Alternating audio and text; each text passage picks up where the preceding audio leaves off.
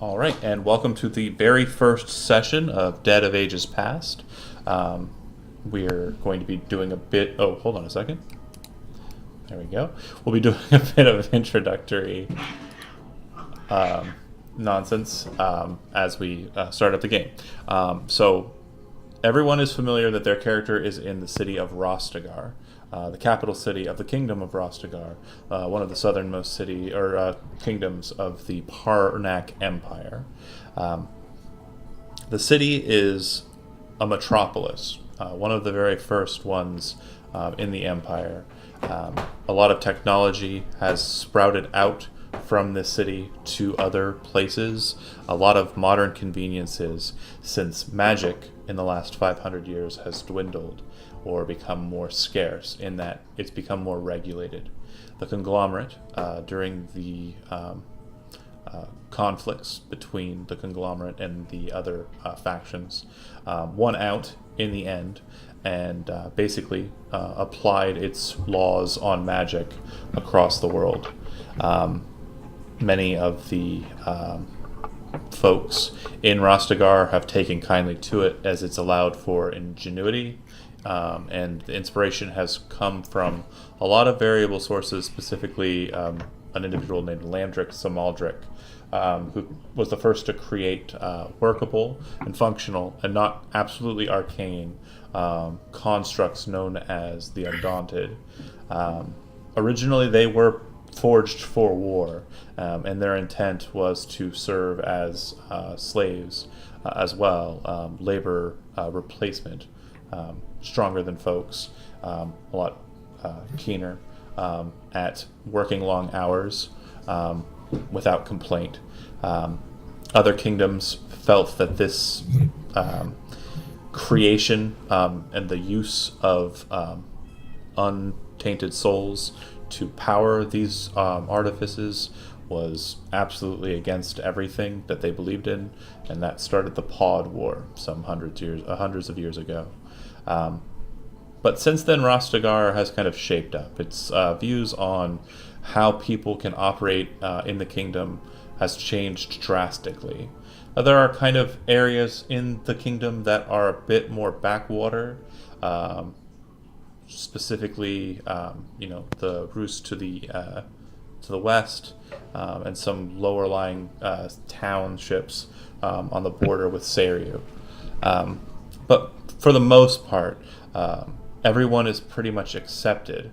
The old tales that you've heard in taverns or in school concerning goblins and orcs raiding the lands and destroying everything are pretty much things that you could hardly kind of imagine. There are some lingering racisms to those folk, but you also see them out and about in the world, working jobs and doing what they can to get by in this large, hustling, bustling city.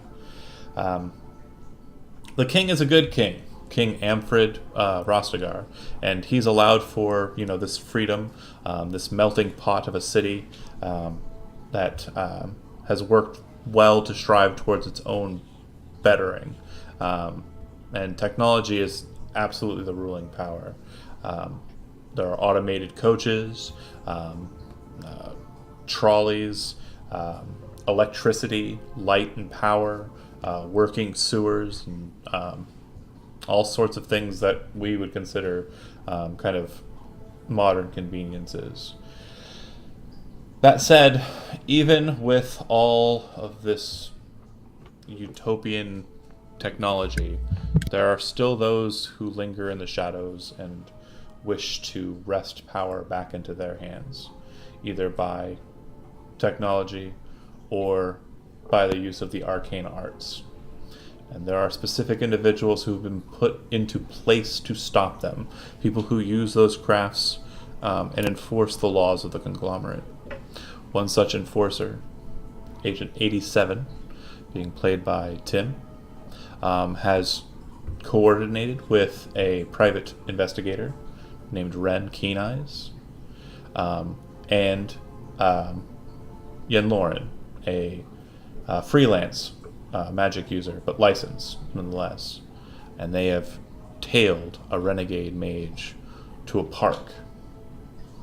A park called Stonechyld Park, after some Goliath or giantkin who was a hero in these parts, named Grun Stonechild. A statue of him is erected in the center of the park. Gilbert is a blue gnome who moves in circles that are a bit more aristocratic and cosmopolitan. He is certainly a well-known figure in higher circles, and he has a meeting in the park as well, and should be attending that meeting at the first descent of the light as night rolls over the city. Just recently, information was given to another party, member of a number of different circles, but a person who strived to make their own way in the city for her and her family. She's heard some information and she's curious about it. And last but not least, you are a kindly dwarf. Well, not really. You're a dwarf. And you've made your way into this section of the city, Spellmoth. It's the first time in a while, really. You've had everything you've needed in the Red Wheel borough, just north of Spellmoth borough, which you're in currently in the city. And you've made your way to the shop, knocked on the door, and you were turned away by a brusque-looking gentleman who said his wife wasn't present and he couldn't help you with your alchemy issues, and you should come back tomorrow when the shop is open. He did mention that if you wanted to talk to her, she headed off that way, and he gestures off towards Stonechyld Park, looming a few blocks down the way. As you kind of make your way in that direction, just so you are immersed in the scene here, the buildings that you're kind of dealing with, even the shop that you just walked up to, is set inside of a larger building. There are doors that lead into stairways that lead up into higher portions of these tall towers, tall buildings. The shortest of these being no shorter than 5 stories high. And off in the distance, not too far off in the distance, you can see a 700-foot tall tower looming over this borough with lights glowing in the windows all about it. And you head on after in that direction. That said, we're going to start with a couple of just measures of setting the scene. Specifically for those who are currently placed. Bear with me here for a second. So you guys are seeing the scene as you see it.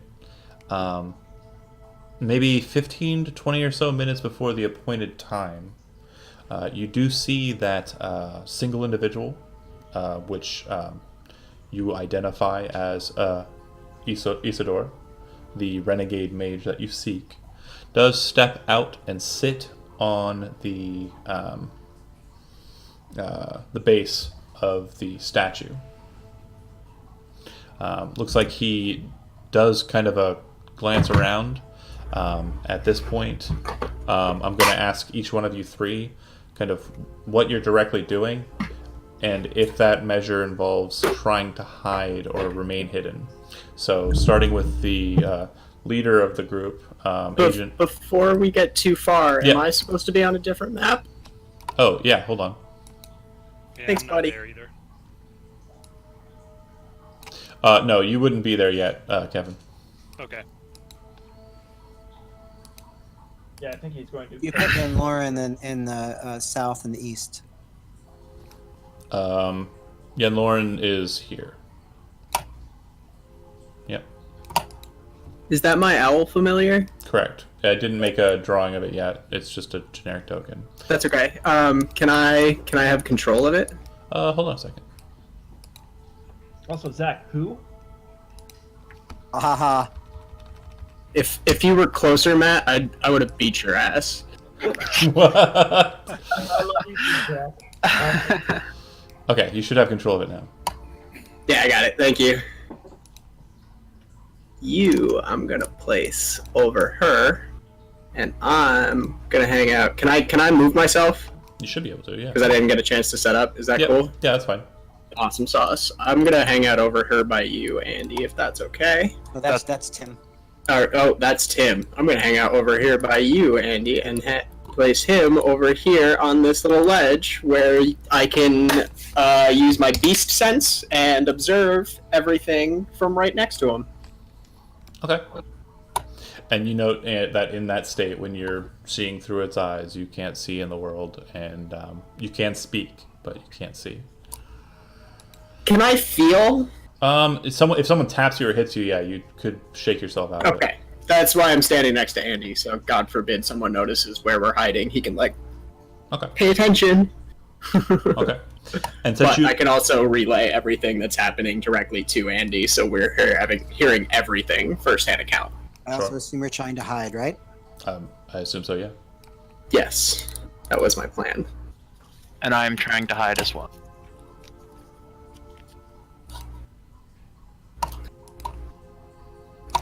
Okay.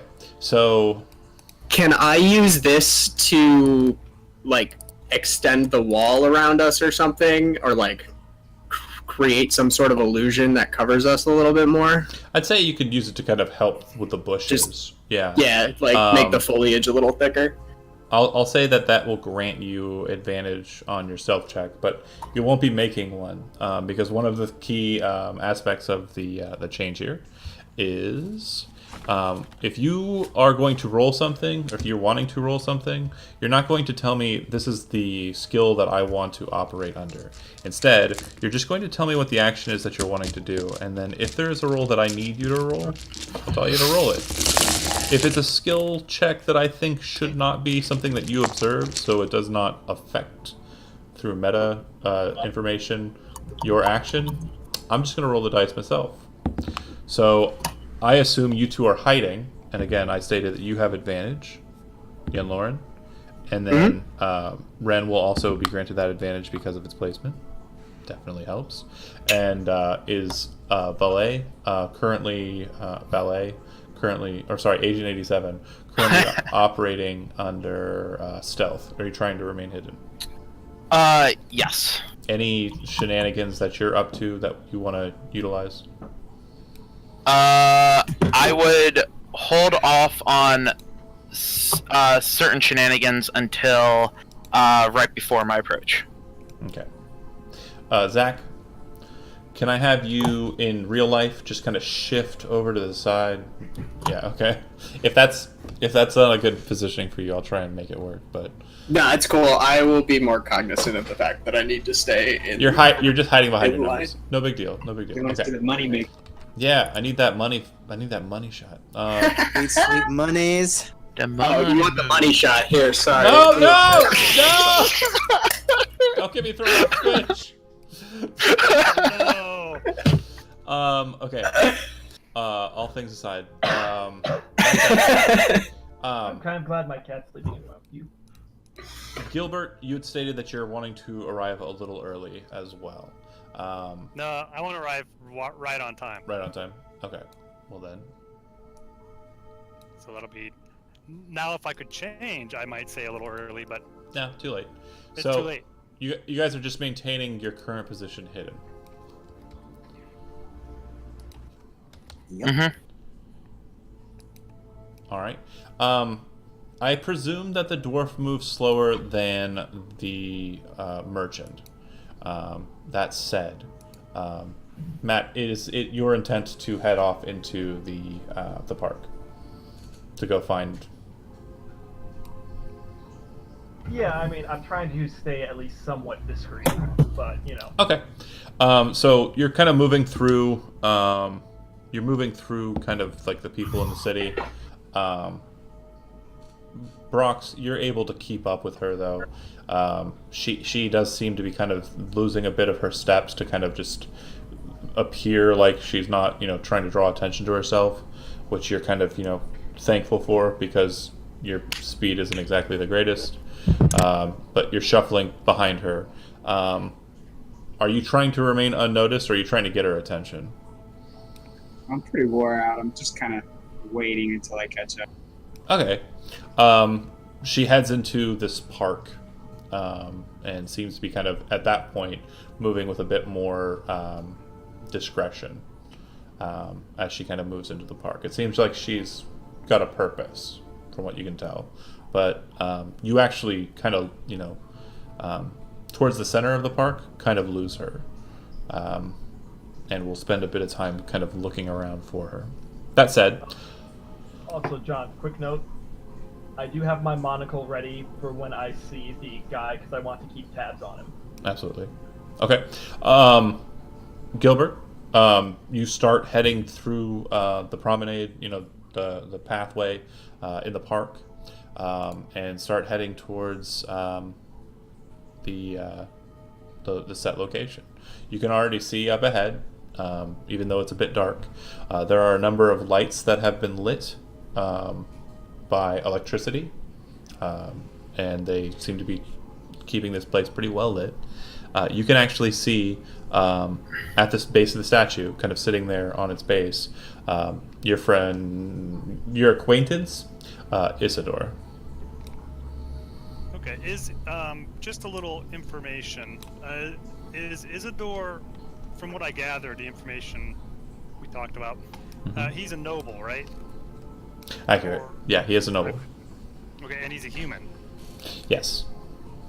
That's important for this area, as far as I know. It's a kind of a melting pot, but humans are more important in some cases. The main thing you know about him is that Pendergraft, the house that he is a part of, it's actually one of the vassal houses to the Brox'gar king directly. So it's basically one of the servant houses of the king's house. Right, so that's good to know.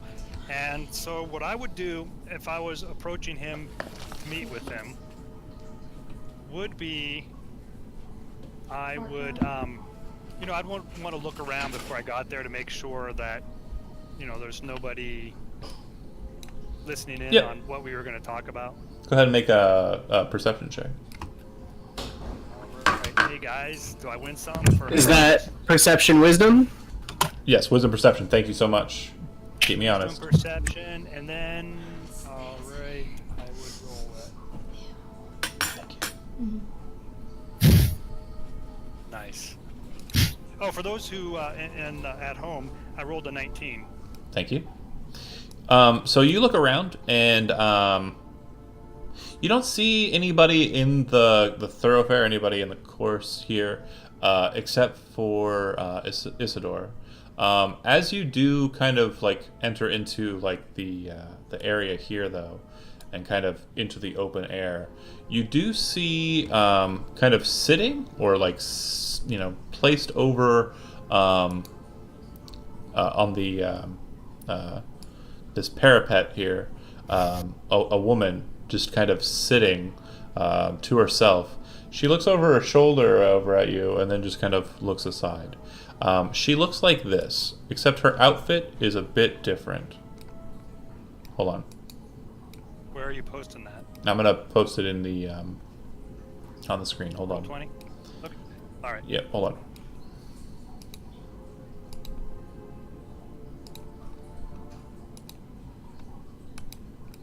So that's what she looks like. Well, that is a nice picture. She's beautiful. That's very nice. Yeah, that's an awesome picture. Alright, I guess I would be kind of struck for a second. But when I see her, she looks over and then looks away, you said, right? Yeah. Where is she located? So you can see her on the map. And I'll be moving... Can I see on the map too, since I'm... You're not there yet. You'll arrive a little later than Gilbert arrived. Well, wait a minute. Where was she? Ping her so I know. Someone ping it for him. I already did. Purple ping? Yeah. Okay. Yeah. Okay, so I see her over okay. there. All right. All right. Well, in that Alright. case, in my mind, I would note that, and then, do you want me to approach Isidore, or? I want you to do what you want to do. Well, I mean, that's what I would do. Okay. But I didn't know if you wanted Oh to say yeah, anything. token-wise, Okay. I'm not terribly concerned. We're Theater of the Mining it. I mean, the tokens, the map's just Right. there for you guys to get a visual. Yeah, I appreciate it. I like visual stuff. So, yeah, I would move up to him, and then I would kind of approach him from that side, and I would have my back to the lady down Mhm. here that I saw, and I would whisper to him that, and I would say, we are not alone here. Perhaps we should meet a little later. Unless what you... No, what you would say. it's all right. I think she has business with me as well. I noticed her as well. She's just a lowly merchant. It's not a problem. It won't interfere with our business. Okay, what was it that you wanted to tell me? So, I have it on authority that you have specific connections with the Northern Kingdoms. Is that true?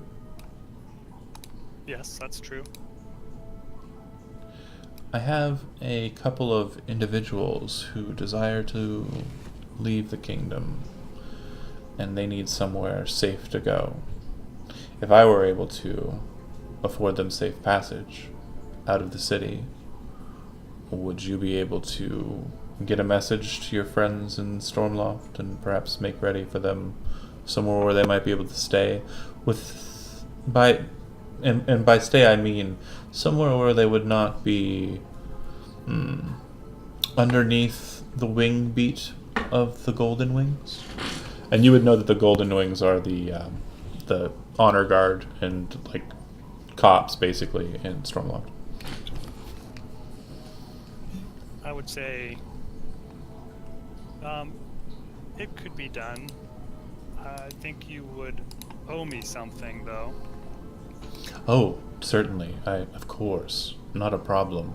I must be frank with you and honest up front, and I will tell you that your response to this may determine how our business transactions continue further, or at least our friendship, anyways.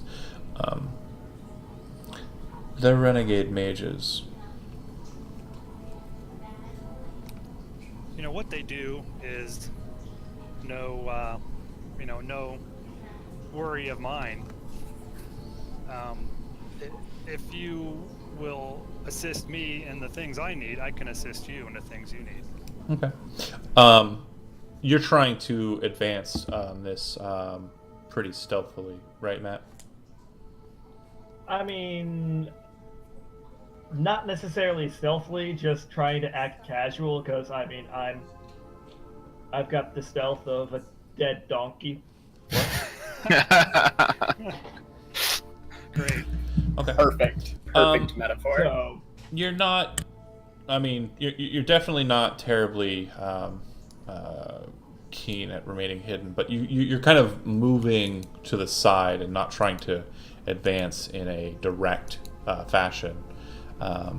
Certainly, but everyone in the field at current, you see the woman that is sitting over on the parapet in a different outfit walk onto the scene. She has a pauldron. The pauldron seems to have a symbol on it, a very noble-looking symbol. She has a scar on her neck, which is, also on the other woman.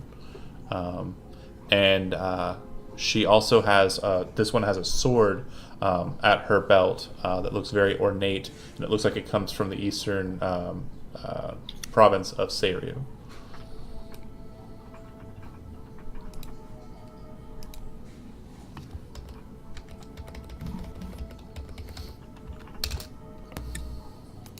Quick question. Have either Renn or myself met Agent 87 in person? You've met Agent 87 in person. When you met him, her, very androgynous figure to you. They wore a white porcelain mask and just a very kind of simple, garb and attire. A hood. You didn't really get an idea for the person underneath the mask. Then I will lean over to Renn and say, well, this could get very confusing. Yes, it could get very confusing. Let's just wait, he whispers back. Wait, we will. Yeah. But you would be aware that, I would assume, Tim, you would have made them aware of your ploy, right? Yes. So you would know that after pulling the mask off, this is what Agent 87 looks like. But apparently her twin sister just arrived on the scene. Hence the confusion. This could be very bad. Renn, actually, this isn't a surprise for you because you kind of paid attention to Valette's investigation, so you actually know who she is, and who, he was. Yeah, you 2 and 2 are easy to put together at this point. Okay. Okay. Back to the conversation at hand. Gilbert, Isidore says, "What are you seeking, my friend?" And you can hear the steps of boots on stone as I presume you're approaching, Matt. I mean, I'm not necessarily approaching. Like, I'm trying to make it look sort of like casual, walking through the garden, day after work, whatever. So, like, I'm not directly approaching or beelining. I'm sort of just meandering, yada yada yada. Okay. This looks like a perfect opportunity for you, Brox, because she is slowing down, and she kind of seems to be just kind of like, walking around idly. So this is as good a time as any to approach her. Approach. Excuse me, Millie. Yes, how can I help you? I've traveled all the way from Redwheel in search of an alchemist, and I've heard of one that matches your exact description. Are you by chance an alchemist? Da? Well, see, I've traveled all the way from Redwheel. My friend Padron, I've been doing business with him for a long time now, but he's recently passed. I'm in search of blasting powder. I'm wondering if you could maybe help me. Probably I can, but it might be better if you go to my shop tomorrow. Let's see. I have nothing with me right now, and so it is not convenient at the moment. I understand. I'm sorry to disturb you. I'll kind of back off. You actually immediately notice that the situation is pretty freaking weird. First off, she's kind of like circling and looking at the 2 people who are talking at the statue, who we're going to get back to in a second. But with your keen eyes and your super goggled eyes, you also notice that there's an exact duplicate of her wearing different clothes sitting up on the parapet. And there are 2 people hiding behind what looks like some sort of weird non-moving bush on the north side of it, watching the whole scene, not really paying much mind to you, but one of them has this kind of like confused look on his face, like this is gonna get weird, and so there are apparently 2 people creeping in the bushes, one person who appears to be this lady's twin sister, and a blue gnome and a human noble looking guy kind of sitting on the statue there. Oh, it's been quite a journey. I'm just gonna rest for a while here on this bench. And real quick note for everyone who's overhearing that, Redwheel's not that far away. It's literally just the next borough over, but you assume on dwarf legs it's probably a tough one. A lot more taxing. It's been rough. Certainly. All right. It's like a sitcom. Yeah. Back to the question at hand, Gilbert. Isidore asked, "What is it exactly that you're looking for?" I'll say, well, I would look around, noticing what's going on around me, and be like, there's getting to be quite a few people in the park, but I will let you know what I need. If I was under the impression you might have some dirt on the Lord Mayor. Aye. That I do. And if you can get that to me, you could get it to me later, maybe in a more secure method. That would be great. What do you have against Lord Bargon? I don't have anything against him, but I'm just looking for, let's just say, leverage on different people, and he's a pretty important person to have leverage on. So unlike my friends, you're trying to stay in the city and make it a bit more comfortable for you to sit here. Is that right? Well, I'd like to say my business is my own, but I guess I won't pry too much, so long as you're willing to do what I ask. Right. I don't mean any harm if that's what you're asking. No worries. Here, and he pulls out a green rock, shiny, polished, and hands it over to you. Do you know what this is? No. Would I know what it would be, or? You can make a intelligence arcana check. I'm not trained in Arcana, so So I make might an not intelligence know. non-proficient. So just All click on your actual ability score up at the top. All right, sweet. For those Not- at home, not I on rolled a 13. Not on save though.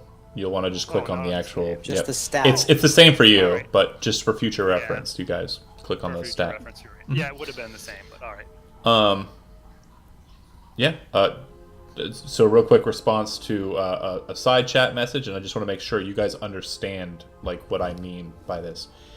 Tim asked on the side if he wants to interject at some point. How does he notify me? He does so by notifying me by saying that his character is doing a thing and then speaking. Yeah, it's not hard. There's no necessity for. Like, if I'm talking, like, right now, you can just cut me off at any second as I'm speaking. Hey, John, I've got a question for you. Go for it.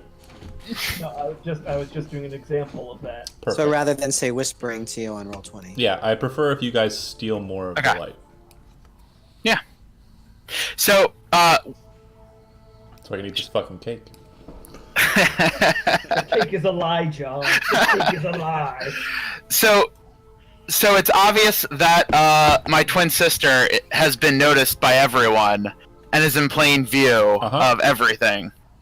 And Have a dead ass.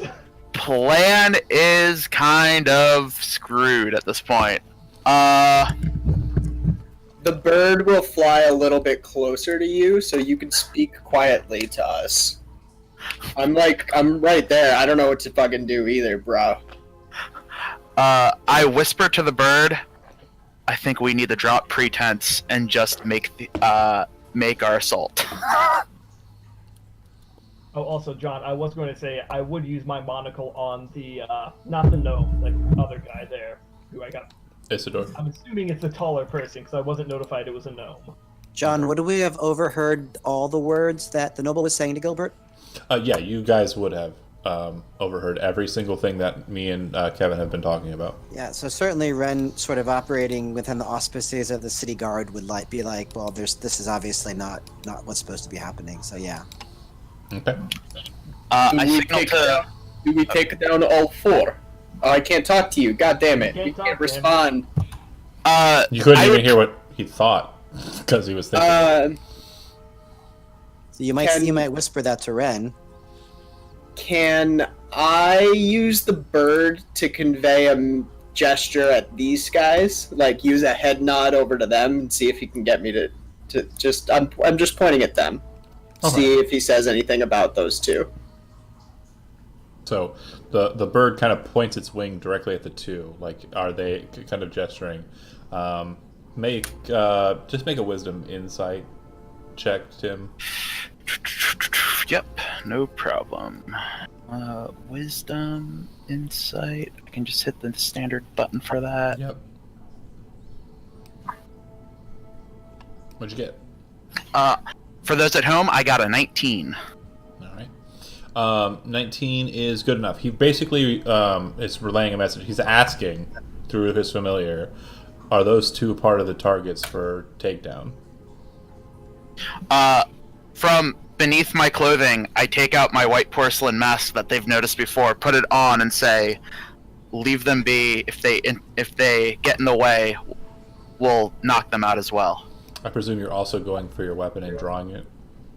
Yeah, and I'm going to do specials with dexterity instead at this point, and signal to my horse to coconuts to start coming close.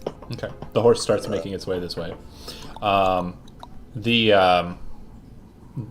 Basically, at the second steel is drawn, you see the noble stand up and kind of look at Gilbert, and he says, "You lured me into a trap?" And as he says so, his hand gestures off to the side, just holds it out aside, and a sword just appears in his hand. He spins the blade so that the blade is held backwards, like in a downward stabby kind of action, but it's a long sword. And he kind of holds it and looks at you. What do you do? I would say, of course not. Run, you fool.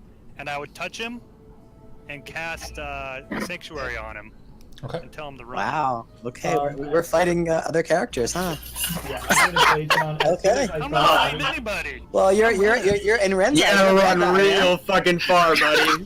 You gotta run real fucking far to get out of me. Now, real quick, the key is you can cut me off at any time. I will shut the fuck up, no problem. Right. But if someone else is talking, you can't all talk at the same time because I got a little bit of that. So to be sure, That's why I paused. Okay, I was sorry. going to say. no worries.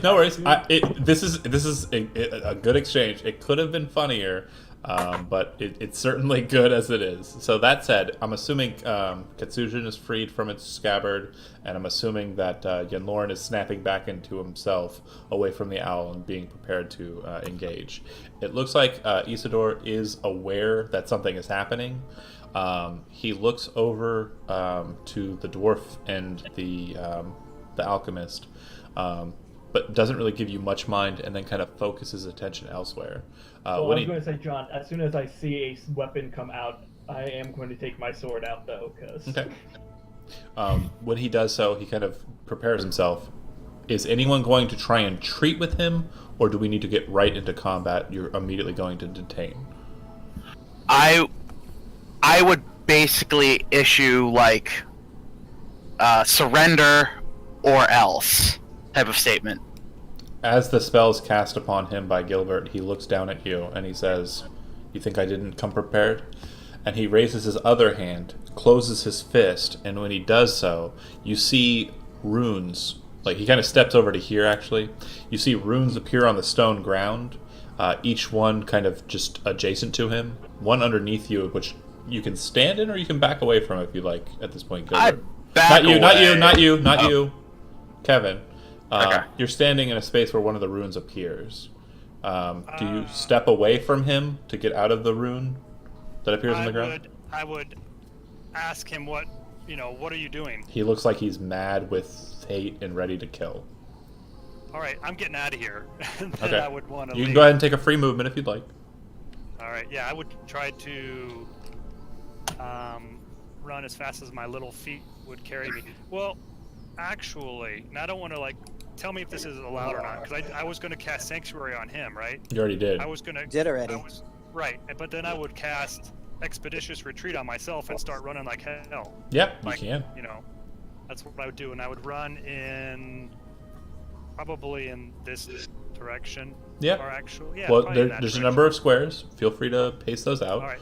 I believe you move 60. Oh man, Expeditious Retreat. 70. I have a 35 speed, so I would move 70. All right, I will count that out then. Tell me where that would be from where I was. Right on the All board edge. How I'd be right over there. quickly? I'd be running like mad. How quickly can we respond to his running? Well, he kind of cheated. He cast a spell. I told him he could make a free movement. I'm but a cheater. it's Right. fine. I think it's like a bonus action or just a regular action to cast a spell anyways. Yeah, but casting 2 spells in one turn's a no-no. Well, he technically, I was giving a moment for the treat after he cast Sanctuary. That was my cue. The other 2, you guys can go ahead and take a free movement if you want, and if you have an action, you can take it, but right after what you do, I'm gonna slap it into initiative mode. Yeah, I mean, I was going Right. to stand my ground, and also at the same time as him saying, or were you talking to those two? I'm not sorry. Those two first, then you. That's fine. They go first then. You guys are coming out of the bush. Yes. Okay. And you basically see Yenlorin yell out, "I get the little one!" and takes off running. Oh no.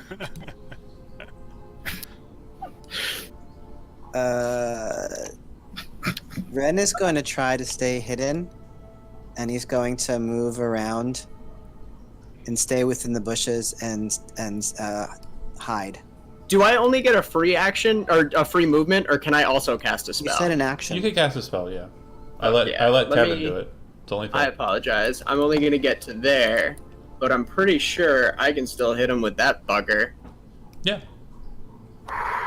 Should have an attack itinerary for it. Where? It should be on the front page in your weapons in the middle there. Nope. Should be. Yeah, in theory. You're gonna have to give me a second to make it real quick. Hold on a second.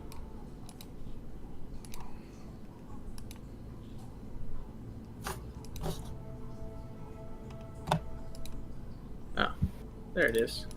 Now- Attack. Real quick, I apologize, Matt. I'm doing a bit of looking here. You said you used your monocle on him. I'm having a dirt moment. What do you mean? What? Sorry. My monocle casts Hunter's Mark. Ah, got it. That's right. That's right. Okay. On Isidore. Got it. Yes. Yeah, mostly for the fact that I can track him so long as he's on the same plane. I'll designate that. Basically, I remember now. I'm sorry. Dirt moment. That's fine. I even sent you a sick ass picture of Luke Skywalker with the thing. But yeah.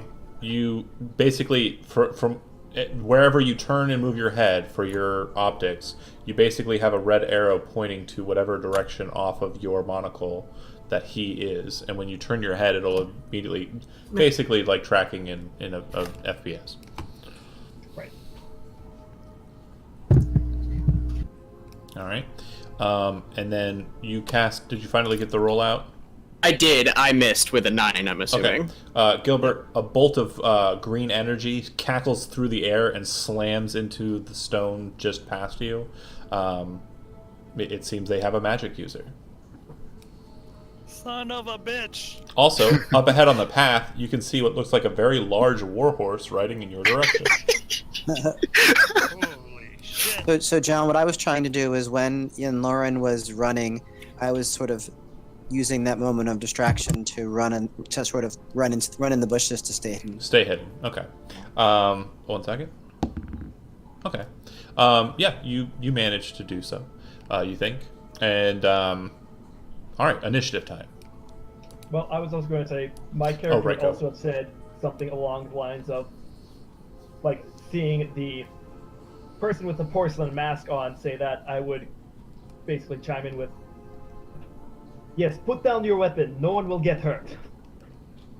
You say that's the one with the white mask?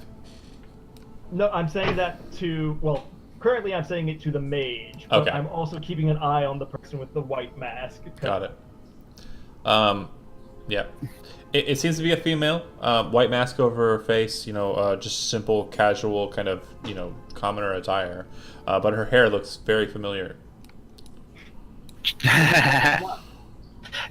John, so overcharging dexterity, that would give me advantage, correct? It would give you advantage on dexterity ability checks, correct? And initiative's a dexterity ability check? Correct, but overcharge is an action, so... That was during when everyone had like an action Yeah, before that you didn't I had get... it. Got. Well, no. Your action was, I asked you specifically. Like, Okay. You said surrender or... Oh, okay. Okay, You were never the- mind then. Everyone else got free actions.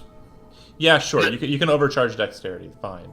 No, it's fine if we don't. It's fine. It's fine. No, everyone else got a freebie. It's the only freebie you're all getting Ever! in this whole campaign. You can have advantage on dex or on it. It's fine. Should I hit it one more time then, just to see what I get? Yeah. and then Yeah. put the higher of the two. Okay. You know how to modify it, right? No, I don't. I'm illiterate. Did I put it in the green box? I got Oh, it. there we go. Cool. What the heck is overcharging? That's one of Tim's trinkets. It's an Undaunted thing. I'm special. I'm a snowflake. It's not an Undaunted thing. Everybody has, just a real quick heads up for the people watching at home.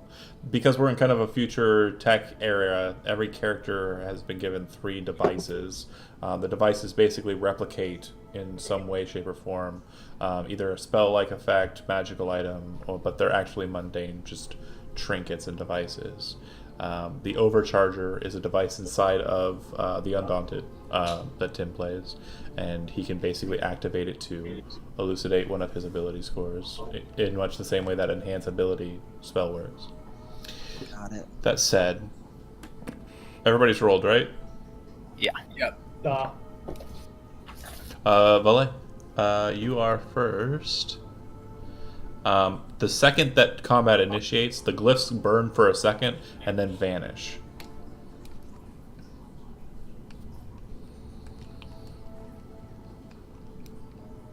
So they're not on the map, but that's for a reason, because you can't see them. That was Alright, my somebody- Simpson thing there. Somebody kill that gnome. I didn't make those things. Oh man, give me like 2 or 3 rounds, Matt. I got you. Oh, real quick, Kevin, what's your spell save DC? My spell save DC. Oh, for my spells, yes. Sorry, that wasn't right. I just clicked on something. Gosh, let me just look on. I have it on paper. It's easier than search for my actual. Okay, just let me know when you get a chance. Go ahead and take your turn, Tim. Okay, and when I first saw them appear, they're just in all the squares around him. Yeah, basically one to each cardinal direction and each, demi direction or quasi direction as well. So basically one at each of the 8 points. Okay, so I will. Is communicating with the horse a free action? I would say so, but trying to have it engage in like an activity, like specifically like an engagement command, like trample the gnome, would be an action. Okay, so I will just move my movement then to right there. Darn it, wrong thing. And trample the gnome. I think that's correct. Was that 30? Sure. No, 30's right there. Okay. Mm-hmm. So one more. And yeah, and I communicate to my horse to trample the gnome. Okay. Yenlorin? We've got some cruel people around here. It's a bit of a nomenclature right now, though, isn't it? Nomenclature. I believe I can fire off another one of them. Yep. Nice. That one hit. Yeah, what'd you roll? I rolled a 23, and I only got a 1 for damage. You take a point of damage as that green burst slashes past you again, Gilbert, and kind of catches you on the shoulder. Wait, did Tim's horse trample the guy yet? No, it's still 100 feet out. Oh, okay. Oh, gotcha. Oh, I would also like to state all of these Eldritch Blasts are non-lethal if possible. Okay. You're trying to hit basically the legs and the arms, the extremities. You got it. Yep. That's why it's so hard. The butt. Okay. Keeneyes, you're up. You are still hidden. Yep.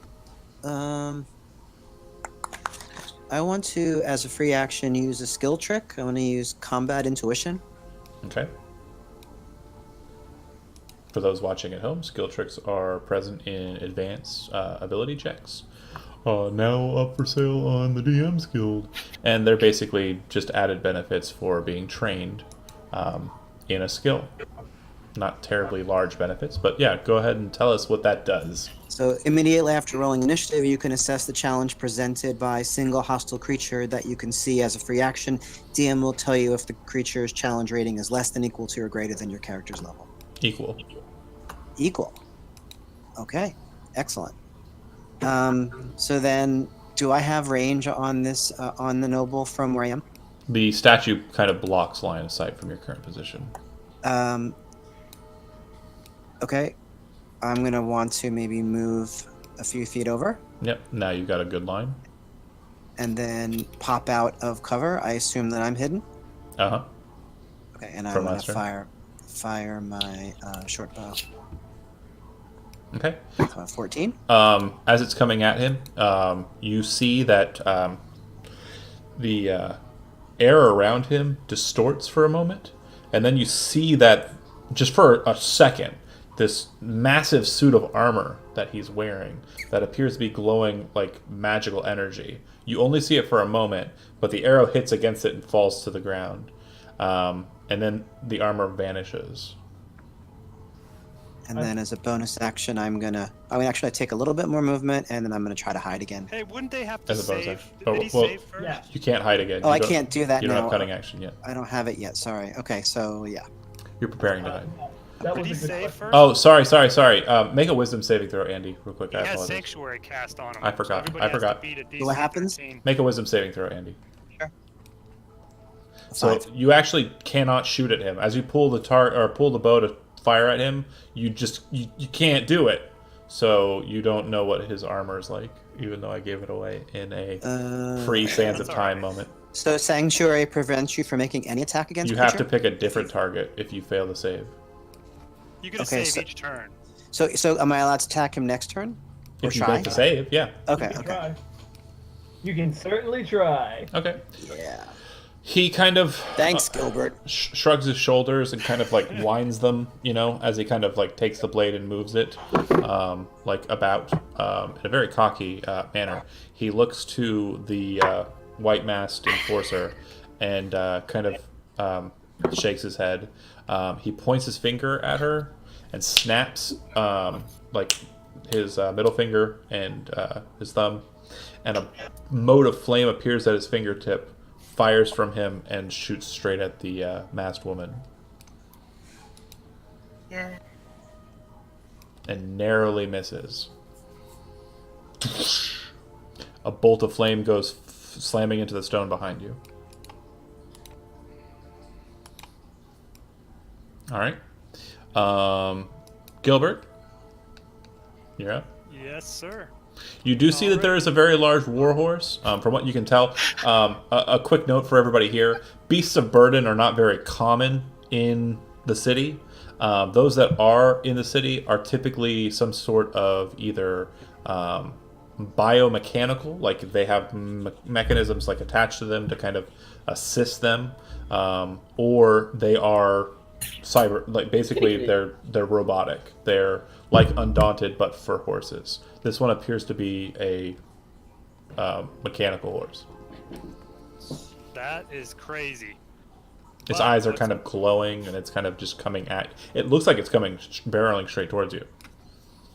What I would do is, I would, as a bonus action, I would cast Sanctuary on myself, because that's just a timed thing. It lasts a minute, and I also have Expeditious Retreat, so I believe I could do a dash. Could I dash more than once, or is it just one dash? You could bonus action dash, but because you cast Sanctuary, you couldn't dash again. But Sanctuary is a bonus action also. So but you can't. but could don't you have could to action do that. dash, bonus action Sanctuary. Yeah. Okay, I guess I would have to do that. And then. How many I spell would- slots do you have? You will note too. Oh, good point. I got rid of both of them right there. I had one from before and. You should have two at first level, so you don't have any spell slots. So I could. You're right. I'm totally. Thank you for reminding me. I'm used to people who are a higher level who have a lot. Yeah. So is Andy. He was trying to cunning action. But real quick note too. Trying to get it. Andy and Tim, you would note that when he casts the firebolt at you, Tim, you see this white aura kind of just become like small bits of splinters and kind of echo away from him. It's a very short effect, but you're pretty sure some sort of effect on him basically has been disbanded. Okay. All right. Okay, I do have another Wait, so question. I'm sorry. Go ahead, Kevin. I'll just say, because it's still my turn. As I'm running, I can use a bonus action dash to run away. another 70 feet. But the question I have for you is, I have a crane beak, and I believe it's I don't know if it's a free action or what type of action it is for me to cause my clothes to change. So I would make them like mix in with the scenery. Like if it's brown, I would make it brown. If it's green, I'd make it green. You know what I mean? Oh. I don't know where that would be listed though. I remember seeing that on my crane beak thing when I got it. You can change your outfit. It would be an action to do that. Oh, I thought it was like a free action or something. No, it'd be like I an was action. hoping. Okay, forget that then. We'll have It's to more say of I can't do a that. you want to look different kind of thing, like when you're just dealing with social stuff. Joe, did you get an initiative roll? I'm observing. Oh, dang. Okay. All right, I That guess. is a low initiative. Yeah. And thank you, Alright. Joe Orbic, for pulling that. In the chat for Roll20, you can see exactly what Crane sweet, Beak it's is. an action. Thanks. So are you just You're gonna the best. are you just going to then bonus action dash, standard action dash? Because you can double dash. You'd be moving Yeah, 105 move as fast as feet. I frickin' can. Okay, you move 105 Yeah, I'm gonna feet. do that. You're now basically your path is literally 15 feet away from that horse. All right, I'm playing a game of chicken. Everybody knows you never play a game of chicken with a gnome. All right, I'm just Especially a saying. blue. Blue gnomes are the most daring things. The You're right. familiar is not currently being commanded, wasn't commanded on Yenlorin's turn, so it remains in its position. I can communicate with it telepathically as long as it's within 100 No, I feet of me. understand. But as Can I mean, Can- go ahead. Can I, as a free action, tell it follow the blue one Yeah, that's fine. telepathically, and then all it's going to do is just dart 120 feet towards the blue gnome? Yep, and once it's out of 100, you can't really maintain communication too much. Don't need to. I just told it to follow the blue gnome. Yep. Okay, Matt, you're up. Okay, so just as a question, did I see when the runes appeared around the guy? Yes, everyone saw it. Okay. Disregarding that, I am going to, yeah, I'm going to, cast Crimson Right. Okay, so you draw your sword out. Oh yeah, as I said, like, as soon as weapons were drawn, I would have, like, been going for mine. Okay, well, quick note. So what you see, Tim, is she's drawn her sword, and the blade appears to be made out of crystal, but it has a prismatic sheen to it. Looks like it's made out of a rainbow-colored crystal. And as she's kind of taking on her engagement stance, she draws the blade, I'm assuming across the palm, Matt? I mean, yeah, I would basically, like, just have my hand over it so that it could, Okay. a little bit as I... Yeah, you do see a bit of blood dripping from her hand as she basically has the sword readied and starts to kind of move for engagement. It looks like she is also intent on fighting. Yeah, I would move towards, what's his name? Okay. And, What's his name? Isidore. the guy that I marked, I couldn't remember his name. And as I'm approaching him, I would say, "This is nice neighborhood. You do not shoot fireball around here." Okay. As you step onto that spot, do me a favor and make a dexterity saving throw. Yay! Watch me fail, guys. That's a 13. Nailed it. A small kind of like reddish glow kind of burst from your feet. You kind of dance back for a second, and the burst kind of just shoots up. Looks like a very small kind of bonfire-y effect that happens, but you're able to step back and away from it. Yeah. What then? 2 hands go in for the attack. Okay. And I'm not trying to kill, by the way. Understood. I'm going to use my inspiration for this. Okay. The Zelbor earned inspiration. Inspiration. A holdover. That holdover from Bloodright. All right. Holy shit. So 14 will just miss. As it comes in, it hits, and you see this. Well, we know the AC now. because you didn't see it before, you see that he's more heavily armored than he initially appeared. He looks like he's just wearing robes, but then you see this gleam of armor appear cast across him. Okay? And then it goes to Joe Orbit. Brox, you see that there's a bit of a fight. I would like to jump in on the initiative at the end of next round. Okay. Anything that you want to do just idly while you kind of wait? Just catch my breath. I these damn wizards in this damn town. Tell you what, that's why they're no good. For sure. So you said at the end of next round, not at the beginning? Yeah, I'm trying to figure out what the hell's going on. Okay. Understandable. All right. On 87's turn, the horse will trample Gilbert. I object. Go ahead and Hilarious. go ahead and make Objecting Godfrey. make a hooves attack against him. It won't have enough to overrun him or trample because it's 15 feet away. I'm gonna underrun him. That's my plan. We'll see how it goes. Is this like as part of my turn it's happening? No, it goes on your turn, but it goes off of your last order. Okay, cool. Well, worst case, if he goes down and we can't do it non-lethal, then we will try to save him. You mean I can just click this. Cool. Yeah, boy. the horse. 20 hits. Oh yeah, that'll hit. Son of a bitch, I can't Damage. do this. There's not a special thing to click for Click damage. on the actual word attack on the chat there. In the chat, okay. it shows like the... Yep, there you go. Oh, nice. You are freaking Does that put you down?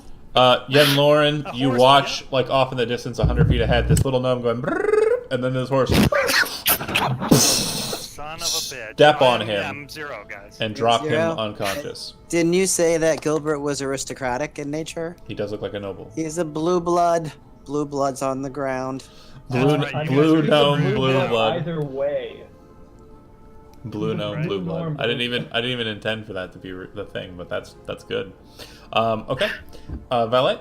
The spell on him drops. The sanctuary on him drops. It was already dropped. because he It was already attacked. dropped, and it wouldn't have Oh, dropped okay. because it's a duration thing. But yeah, it's already off. Oh, you're right. You're right. All right. So I look back, or I glance over at the gnome, and I shout to Yenlorin, make sure he's not dying, or make sure he's not dying. We will need to question him later.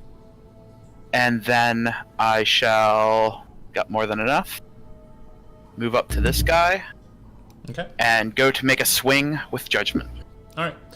So the blade that this other woman has drawn, Matt has bring to bear, is just a very masterfully made longsword. Absolutely an older tradition. You're pretty sure that that's a sword your husband might want to take a look at. It's really well crafted. Something that would definitely be studying. It's worth studying. Oh yeah, I'm sure he'd love that. And then you watch it go to work. All right, and for those at home, I rolled a 23. Okay, damage me up. You just click on the word judgment. Also, in your cog, Tim, you can set it so that it auto rolls damage. Oh, nice. Yep.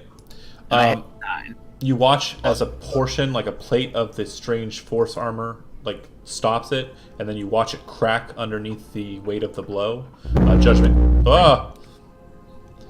Judgment comes in and cuts his flesh. A bit of blood splattering out of his robe. Okay. Yenlorin.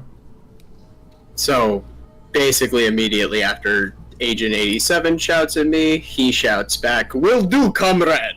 And I got a few rounds before I can get there, but If you dash, you're basically 40 feet out. Yeah. great. Then I'll get there. Or 50 feet out, because you were off board a bit. Okay. Right. Renn. So, 2 dashes and I'll get there. So Renn is going to drop his short bow and pull out his sword. I can make it right there. Hop down, rush over across the stone, Pulls a sword out of a bright red scabbard. And the blade itself is also bright red. As you come out, you're not hidden from him.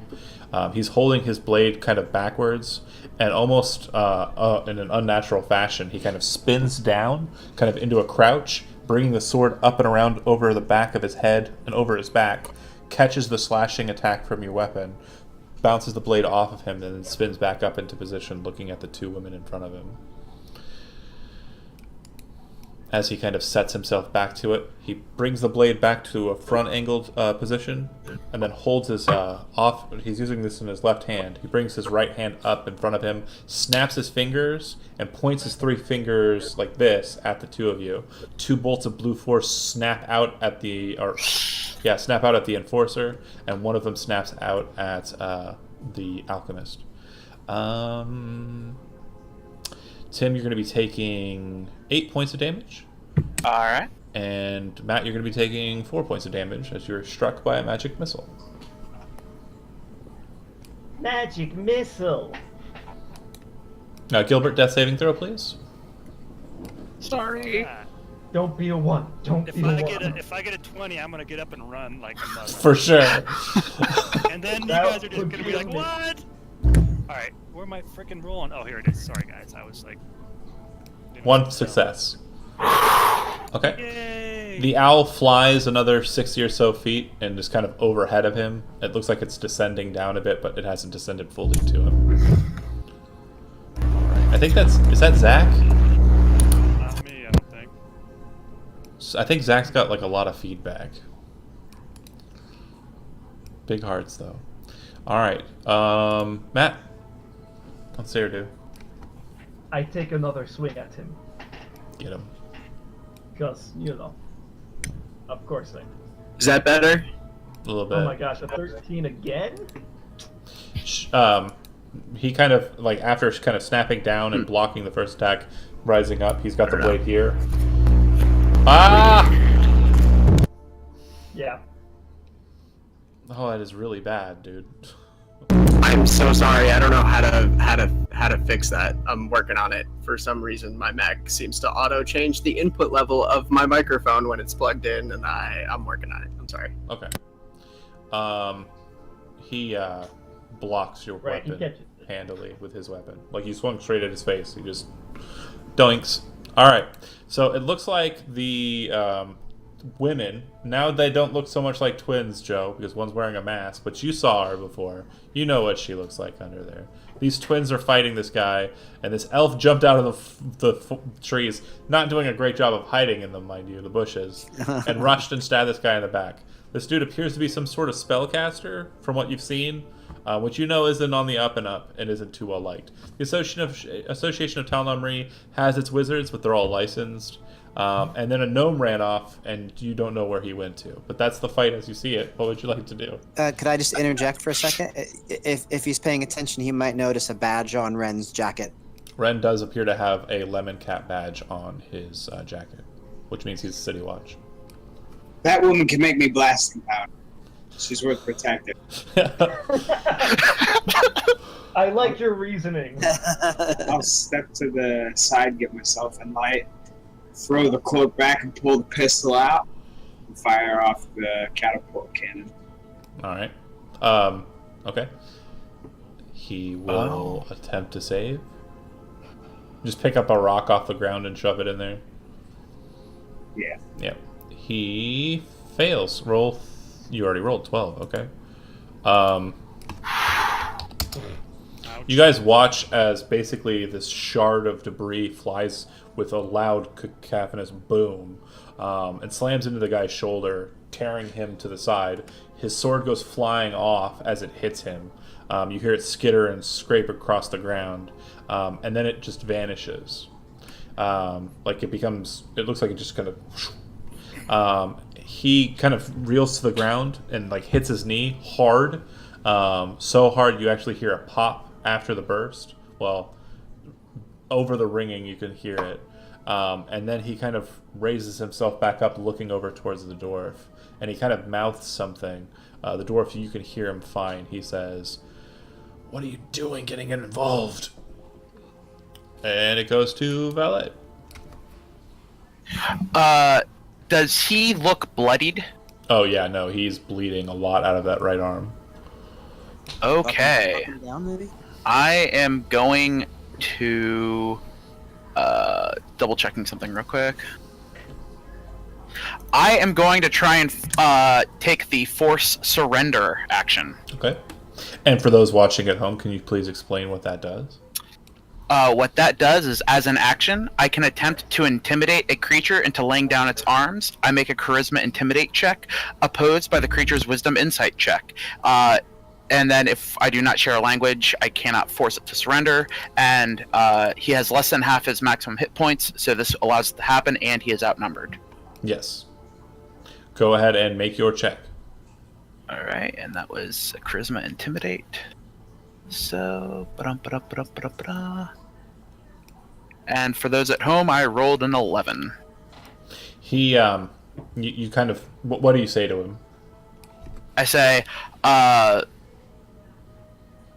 in a Russian accent, so we all know, you don't need to lose your life. Surrender now, and you'll be dealt with mercifully. He looks at you, and he says, "Just go to dispatch, you coward." All right, Yenlorin. If you dash this turn, you'll arrive there this turn. That is exactly what I would like to do. Okay, you are there with the gnome. Fantastic. The horse is just kind of standing over him, looking down at him with its glowing eyes. All right, Renn. Horsey do good job. Renn is going to continue to attack the nobleman. The renegade. All right. Oh, my goodness, these rolls. I rolled a 12. You, Andy, today you and me. you kind of spin the blade in your hand and kind of like go for like a stab into his back. But as you kind of hit against the back, you see another force plate appear and kind of block the blow. All right, it goes to him. He, looking at Valette kind of directly, just annoyed, just raises his hand up like this, snaps his finger, and points with his 3 fingers again. And you see 3 bolts of blue energy appear and just dart right into Valette. You take... Oh, I'm down, I think. I'm going to guess you're down. 9 points of We all damage. die. Yeah, I am unconscious. Okay. Not very much fearing the law enforcement officer with the red knife, he moves south away from you. Go ahead and take an attack of opportunity, Annie. Okay. I rolled a 16. Okay. As the blow's coming in, you can see that it's going through the 2 bolts or plates of force, and it looks like it's going to go right in. He raises his hand up behind him like this, and you see this bluish kind of colored energy appear in between you and him, and your knife just gets conked back away from you. What about the sneak attack? Because there was allies within 5 feet. No. So your 16 is the attack roll. His AC is 15. He just casts shield as a reaction to block your attack. I see. Yeah. And he moves to circle around the alchemist. And he looks at her and says, "You could have just sold me what I needed instead of turning me away. If I had the time, I'd kill you." Gilbert, go ahead and make a... It's funny that the 2 bad guys got the same initiative roll. Go ahead and make a death saving throw. That's a The bad guy, Gilbert. 13. At this rate, I'll be at 20 and a bunch of more rolls. 12. Don't worry, I'm there now to kill you with a failed roll. Your familiar, Zach, lands on the horse's head. Just... Yeah, I ain't worried about him anymore. My job was to catch the gnome. Nailed it. Okay, so this guy is a jerk. Matt, do you have anything you want to say to him before you end his You would life? not kill me even if you wanted to. No, real quick. Remember why you wanted to talk to him. Wink, wink. Oh, no, I remember, but I don't know these people. Oh, okay.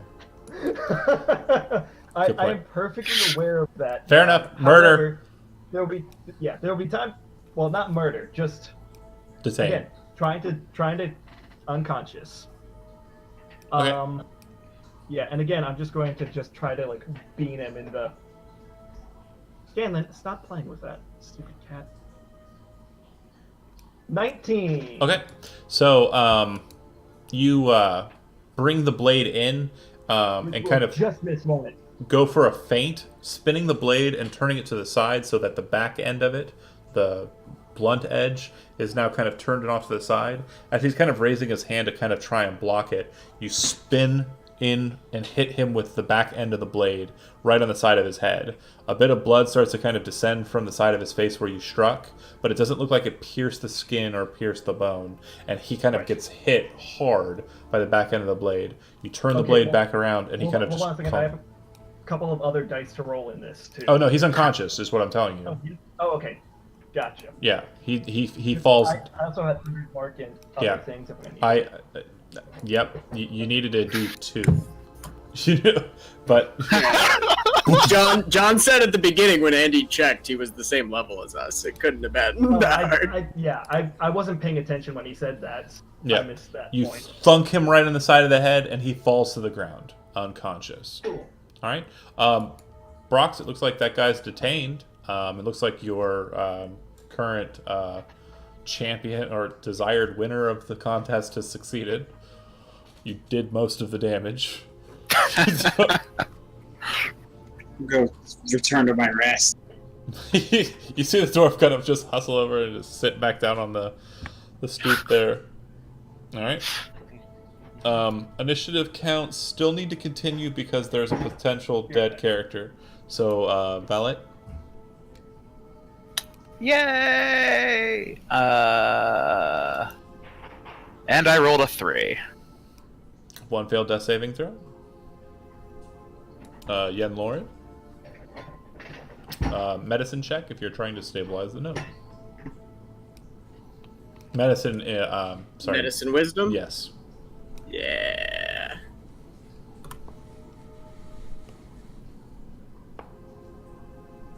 Nice. Hey, nice. You very Nice. quickly find the wound happens to be like a large conch on his head that he's bleeding out of from the horse's hoof. You pull some garb off of him and wrap it around his head, applying pressure and stymieing the flow of blood. All right, Renn. Renn is going to try to assist Valette. Okay, go ahead and make me a medicine check. Actually, you can either do a medicine check or an arcana check. Your choice. They're both the same. Cool. I rolled a 7. You're not familiar with these parts. You're really wishing Effie was here instead of you. As you kind of try and toy at this, there's liquid dripping out. That you're just not sure what the heck's going on. You're a bit confused. It's kind of weird. Yep. All right. Gilbert's stable. Matt, what is Saer do? I will walk over to the strange woman, who I do not know. However, I'm assuming I've seen the crown's guard on, or the yellow cap on Renn's. That's right. He's got the badge. I look at him. I'm like, this one. He is with you. Renn will say, yes, can you help? I will use my Healing Hands ability and designate 1 hit point onto the strange woman in the porcelain mask. You watch Renn and Brox as the very fair-looking woman kind of kneels down, places her hand on him, and radiant energy kind of comes from her hand and kind of goes into Agent 87, and looks like the lights are kind of restored to her eyes behind the mask. You have 1 hit point. That said, the mask has kind of fallen aside from the fall. And Matt, as you kind of look down at her, not actually having taken too much of a look at her, just doing and operating, you do see that her face is your face.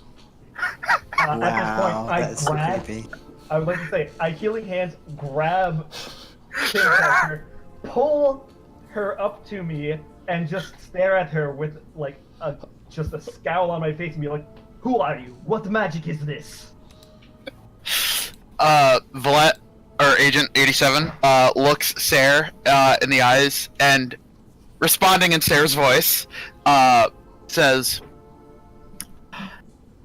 "You were not supposed to be here. This operation was to capture this renegade and bring him in for questioning, but your assistance has been much appreciated." It doesn't take You too did much. not answer my question. Who are you? What magic is this? Who made you? I am known as Agent 87, and I am with the conglomerate. Now, if you please, I must get to binding.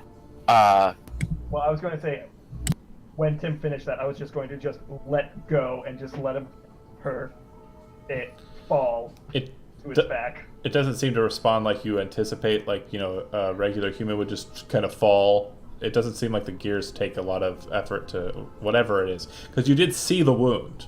The wound was grievous enough for you to see that whatever is underneath the attire isn't human. It's probably an Undaunted. Cat's out of the bag. Yeah. I would also like to throw the tiny little blue thing over my shoulder and start walking back towards the. I don't know if you're strong enough. You kind of do that. It's gonna be slow. But you realize that there's a perfectly good horse. Oh yeah, there's a horse next to me. There's a fucking. I'm sorry. There's a horse next. I'm gonna throw him on the fucking horse. Chuck I'm the not that horse dumb. on the saddle. Doesn't take too much effort. The bird just kind of stares at it, flutters over to it. This beautiful white owl kind of lands I'm not that heavy. on Gilbert and kind of just starts kind of moving his head around, looking at him. I would like to also grab the horse by the reins and be like, "Come, horsey, we go back to your butt," and like go back towards the fucking center. Like I'm guiding the three of them back. Zach, you're familiar. Real quick question: was it celestial, fey, or? Should be Fae. Okay. You do notice that the bird seems to be kind of forming an attachment to this unconscious gnome for some reason. Great. Fucking bird. Yeah, it's kind of like kind of just like nuzzling at his big blue head. Birds love me. What can I say? Bird seems to like him for some reason. Alright, bird can like who bird wants to like, but we're still gonna go back to the fucking group. Valette, you basically put this guy in manacles, right?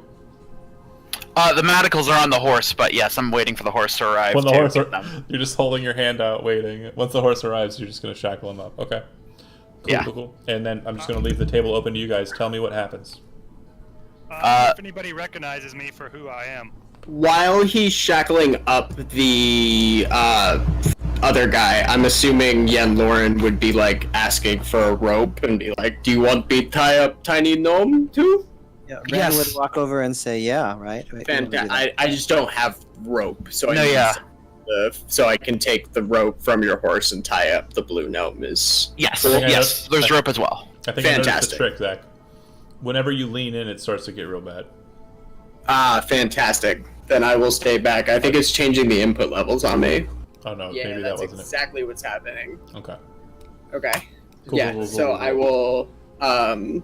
I will tie up the fucking tiny little gnome thing Got him. while he's I have getting a the question medicals. here. If would anybody recognize me as somebody like as a court functionary or anything? Like if Well, you're I- a city watch, would you know that I'm So- dressed as one? Would Renn? Ren, you can make an intelligence history check to kind of try and I identify. was actually going to ask if I would recognize him either. Okay. Yeah, go ahead and make an intelligence history check as well. I will not recognize him Nope. regardless of my check. I rolled an But your 18. bird likes him. Ren, Bird likes him. you have Matt. Not so much. Fair.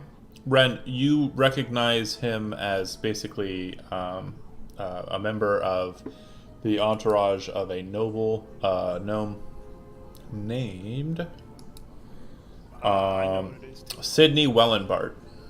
Yes.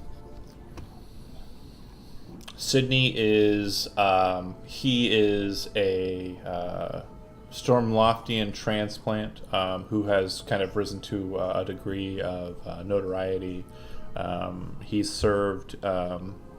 He's quite a bit older, though he doesn't look it. But he served in the defense against the dragon incursion from the Isles of Seosade. Okay, so Renn would definitely want to go over and talk to Gilbert and say, "Sir, what are you doing here? We heard what you were saying. Why are you trying to smuggle out renegade mages? You know that's against the law." I think he's still unconscious. I don't think I'm conscious. Oh, is he not conscious? Yeah, he's unconscious for Right. 1d4 hours. Oh, never mind. I'm gonna You talk guys to him wanna heal later. me or something. I don't have any more I healing. don't have healing, so Kevin, I literally have 1 point of healing to give, and I gave it to the robot. That's fine. That's fair. All right. So, yeah, keep going. I am sort of keeping a distance right now, but keeping an eye on things. And I sort of would like to say I do not have necessarily a happy look on my face whenever I'm looking at Agent 87. Oh, no, for sure, because you're looking at your own face.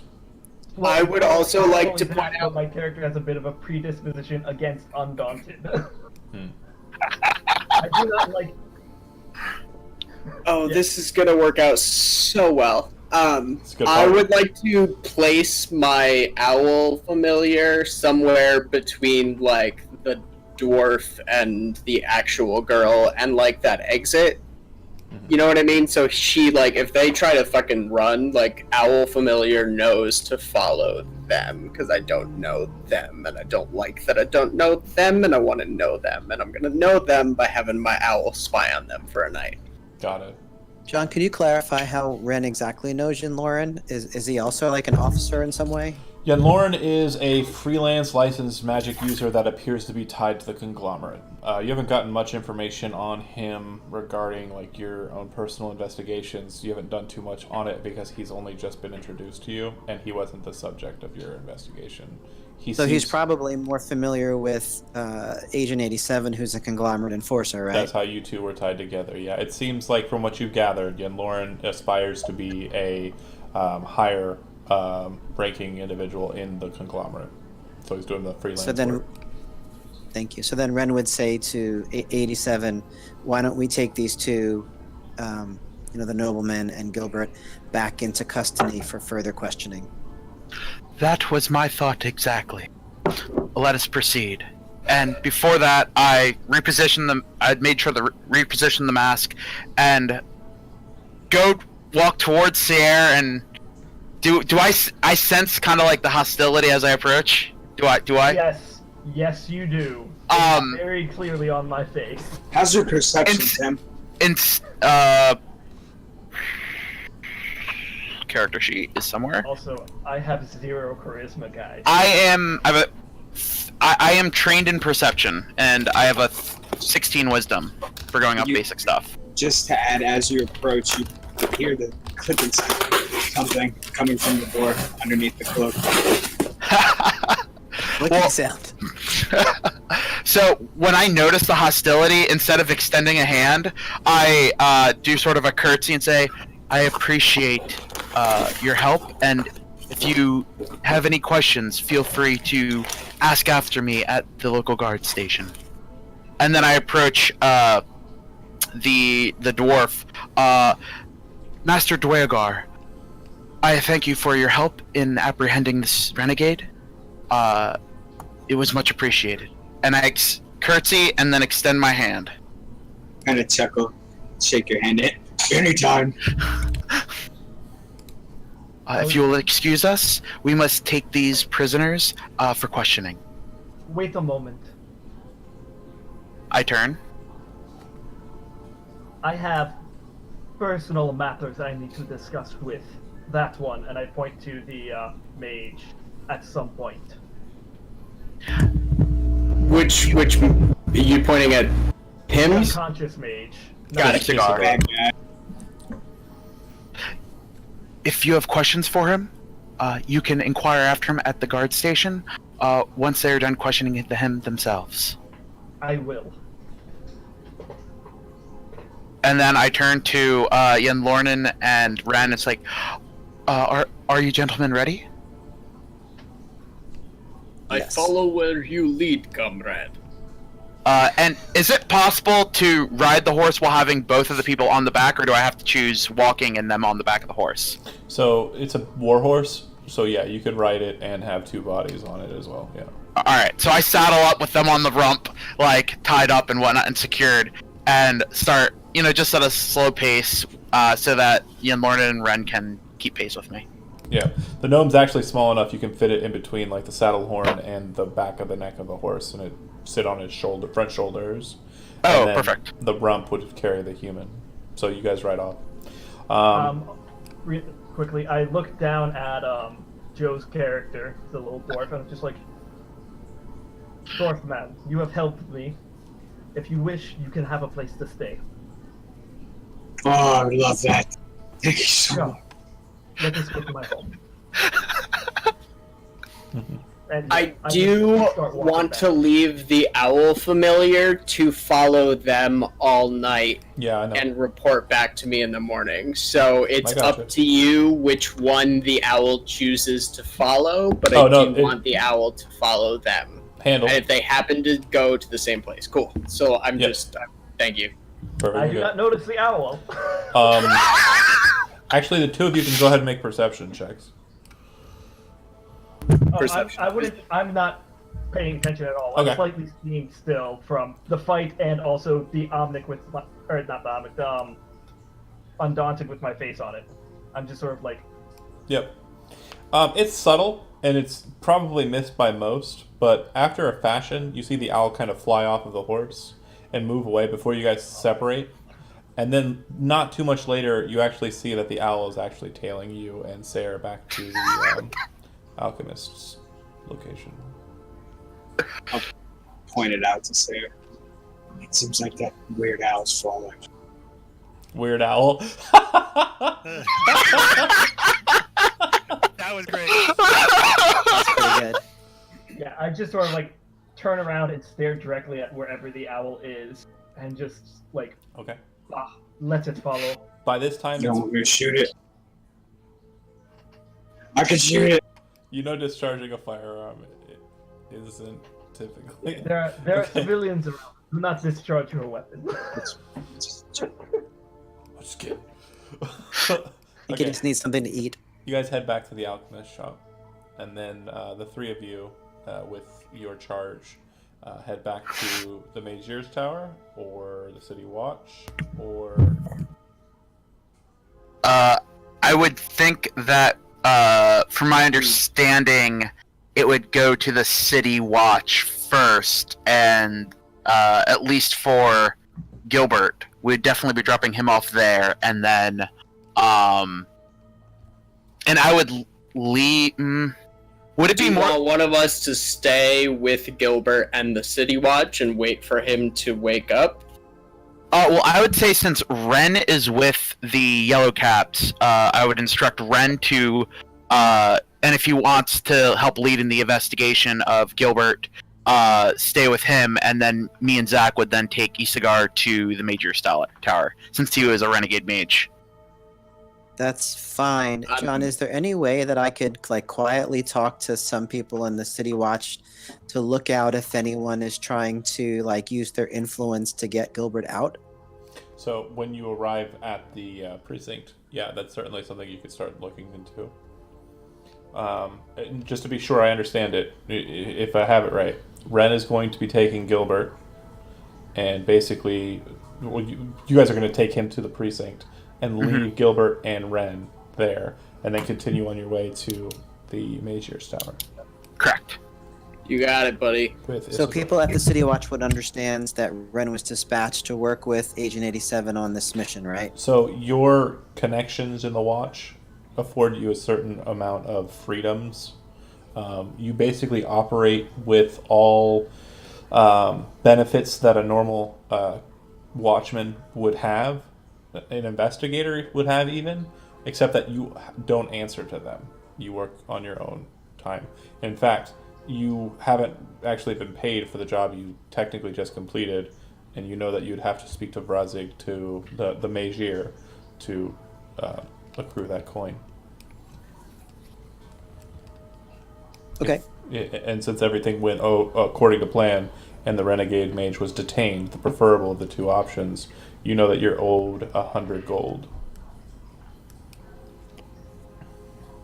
So they Great. still pay you full amount if you happen to attack and detain somebody else. Gosh, Kevin is That's something you so might want to think about. he's so bitter. You're aiding and abetting a criminal. Yeah, buddy, you made your own character. I'm unconscious. Should have been on the right side of the fucking law, bruh. You guys are on the wrong side. Did you ever think of that? Nah, I thought of it, and Like that's the why I power, changed my Kevin. character to not be a fucking guys are the renegade man. mage, you dick. Every one of you is the man, and I am the person who's not the man. He's Flava Flav with the And- big watch. And the big that's clock. why you lost. Kevin, It's because you're not the man. I'm not Kevin, the man. I am not the man. Obviously.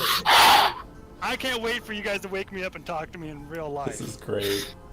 I am not the man. Think about it. I'm having a blast, by the way. Does Renn make any mention or at all to Agent 87 about payment in passing? You weren't hired. Or he wasn't hired by you. Okay. No, I'm just saying, does he himself, Okay. as yeah. we're about to leave? So my question is the Magier associated with the conglomerate or with the watch? The conglomerate, but the conglomerate has basically think of it like this: the conglomerate is the FBI to the City Watch's just local law enforcement. They kind of operate under different jurisdictions and do different things, but they have a connective tissue that basically aligns them. If a conglomerate Magier, enforcer, or whatever came and said, "I need this many of your watchmen to assist me in this specific operation," there would be paperwork that's passed between the two agencies, and the conglomerate would basically, usually through most, rights, be able to requisition those forces. Right. So if I knew that the Magier was sort of where 87 was going, I would mention in passing, please pass on that the mission has been successful and that they can arrange my payment.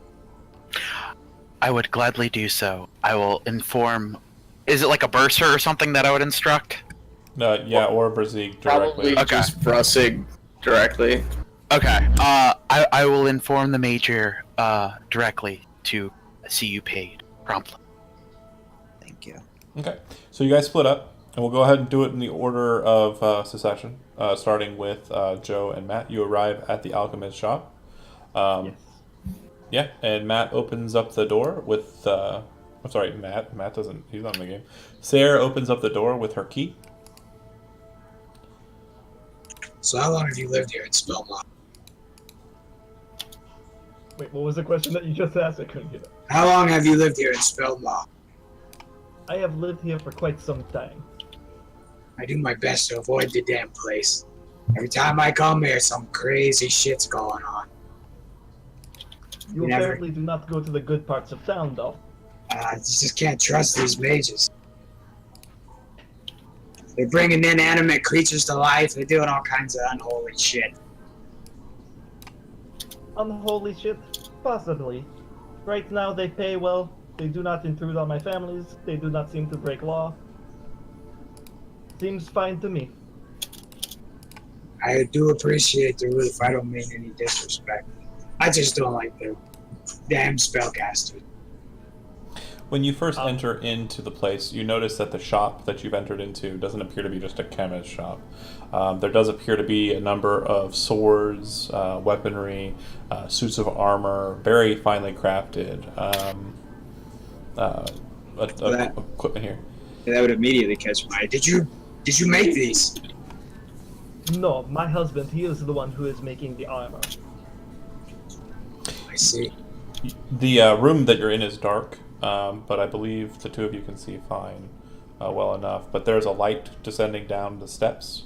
You hear heavy footfall descending down. A gentleman comes into the light. I do not have a picture of him yet. I am working on it. But he's got a really nice mustache, sick-looking mustache. Very burly-looking gentleman, stands about 6'3", 4", very tall man. coming down. Looks like he's clean, but it looks like there's still just lingering dirt under the fingernails and, at the edges of the hair and whatnot. And he kind of looks down at you and says, "Hey." Hail, sir. We have guests tonight. He helped me. How'd it go? I talk to you later about it. Okay. Do I need to get the cot out? Yes. All right. He looks to the dwarf and kind of focuses his eyes on you, Joe, and you kind of recognize this kind of focus from dwarves. Like he is catching your attention with his eyes, and he says, "Keep it quiet. The kids are asleep." And he heads back up the stairs with the light. And you would know that you're probably going to put him up downstairs. You're not going to have him sleep upstairs. Thank you again. You're welcome. Do you need food? Sure. Yeah, do you have any ale by chance as well? I think we have something I can provide you with. Wait here. Yep. He's coming down as you're going up, and he's got a cot. Looks like it's kind of a foldable cot. Comes downstairs, and he looks at you in passing. He says, "Did I hear you're going to give him my ale?" "That's fine, I guess. I gotta be hospitable." And he walks past you. I would respond, "You are not only one who makes money around here." "Yeah, that's fine. I know." And Are you the man responsible for these fine arms? He raises his hand up and he says, "I said keep it quiet, come on." He walks over. "Those kids are going to be sleeping. They got to go to school in the morning." He walks over to you and hands you, sets out the cot for you. And then under his other arm, he had a pillow and a blanket. And he says, "Yeah, I sure am." And he pulls out a stool from underneath the table and kind of sits next to it as you kind of get acclimated to the cot and whatnot, or sit next to him, whatever. "I sure did." In a more quieter tone, I'll say, "That's fine craftsmanship, sir." "Well, I got an apprenticeship when I was real young at the association, and it didn't do much for me. My father wasn't too far into it, and well, I had to make money a different way, and that's how I met Saer, doing odd jobs, working for the Watch. Well, not the Watch, but Balin's Watch." He kind of nods his head. "It's been a long time since then, and my bones ache every time I think about it." "How about you? You're pretty scrawny for a dwarf." Yeah, I make do. I make up for what I lack in muscle with other things. Saer, about this time, kind of descends down with whatever she went up to go get. Yeah, just whatever. I imagine some sort of stew or whatever food we had. And I would have grabbed a little bit for myself too. Okay.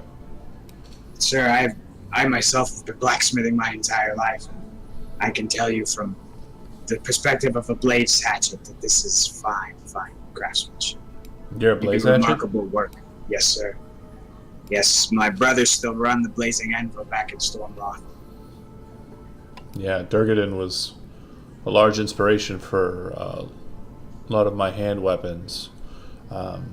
Quite the craftsman, and a lot of his tomes, a lot of his books have helped me out on the slow days. I would sit down at this point and just look over at him and the dwarf and you do realize he will be talking to you for hours now. Yeah, you opened up a fucking door. So my great grandfather Durgadin. And well, no, what's fun though is the exchange between the two of you is very natural. There's a certain kind of respect that's kind of brought. You guys talk a bit of shop, but you also talk a lot more about just tradition. And it seems like he adheres to it, even though he's not a stout folk, even though he's not a Dwarf, and he seems like an honorable enough guy. And you can kind of tell just by his presence that he could probably handle himself with one of these weapons or in the suit of armor, if need be. I appreciate your hospitality, and I don't have much to give you in return, but I do have something that you might be interested in seeing. And I'll pull out Fury. Show it to him. He says, "This has the mark This was crafted by Durgadin himself, my friend. It's been in my family for many generations. He looks over to you, Saer, and he says, you brought home. Take it, touch it, feel it. He's holding it. Hold and he's it. kind of looking. He's like looking up to Saer, like when you're like at like some cool event and you're like, hey, look at me, and you're like expecting someone to take a picture of you, like he's just totally in the moment, and he's just holding the axe and just looking at it. And you can see him, like, Joe, you watch him inspect, like, every fine detail. And he's just very focused in on the weapon and the craftsmanship. John, I would just sort of, like, look at him while he's examining this and just sort of say, see? I told you your mother was wrong when she said that marrying me was a mistake. Yeah, that's why I did it.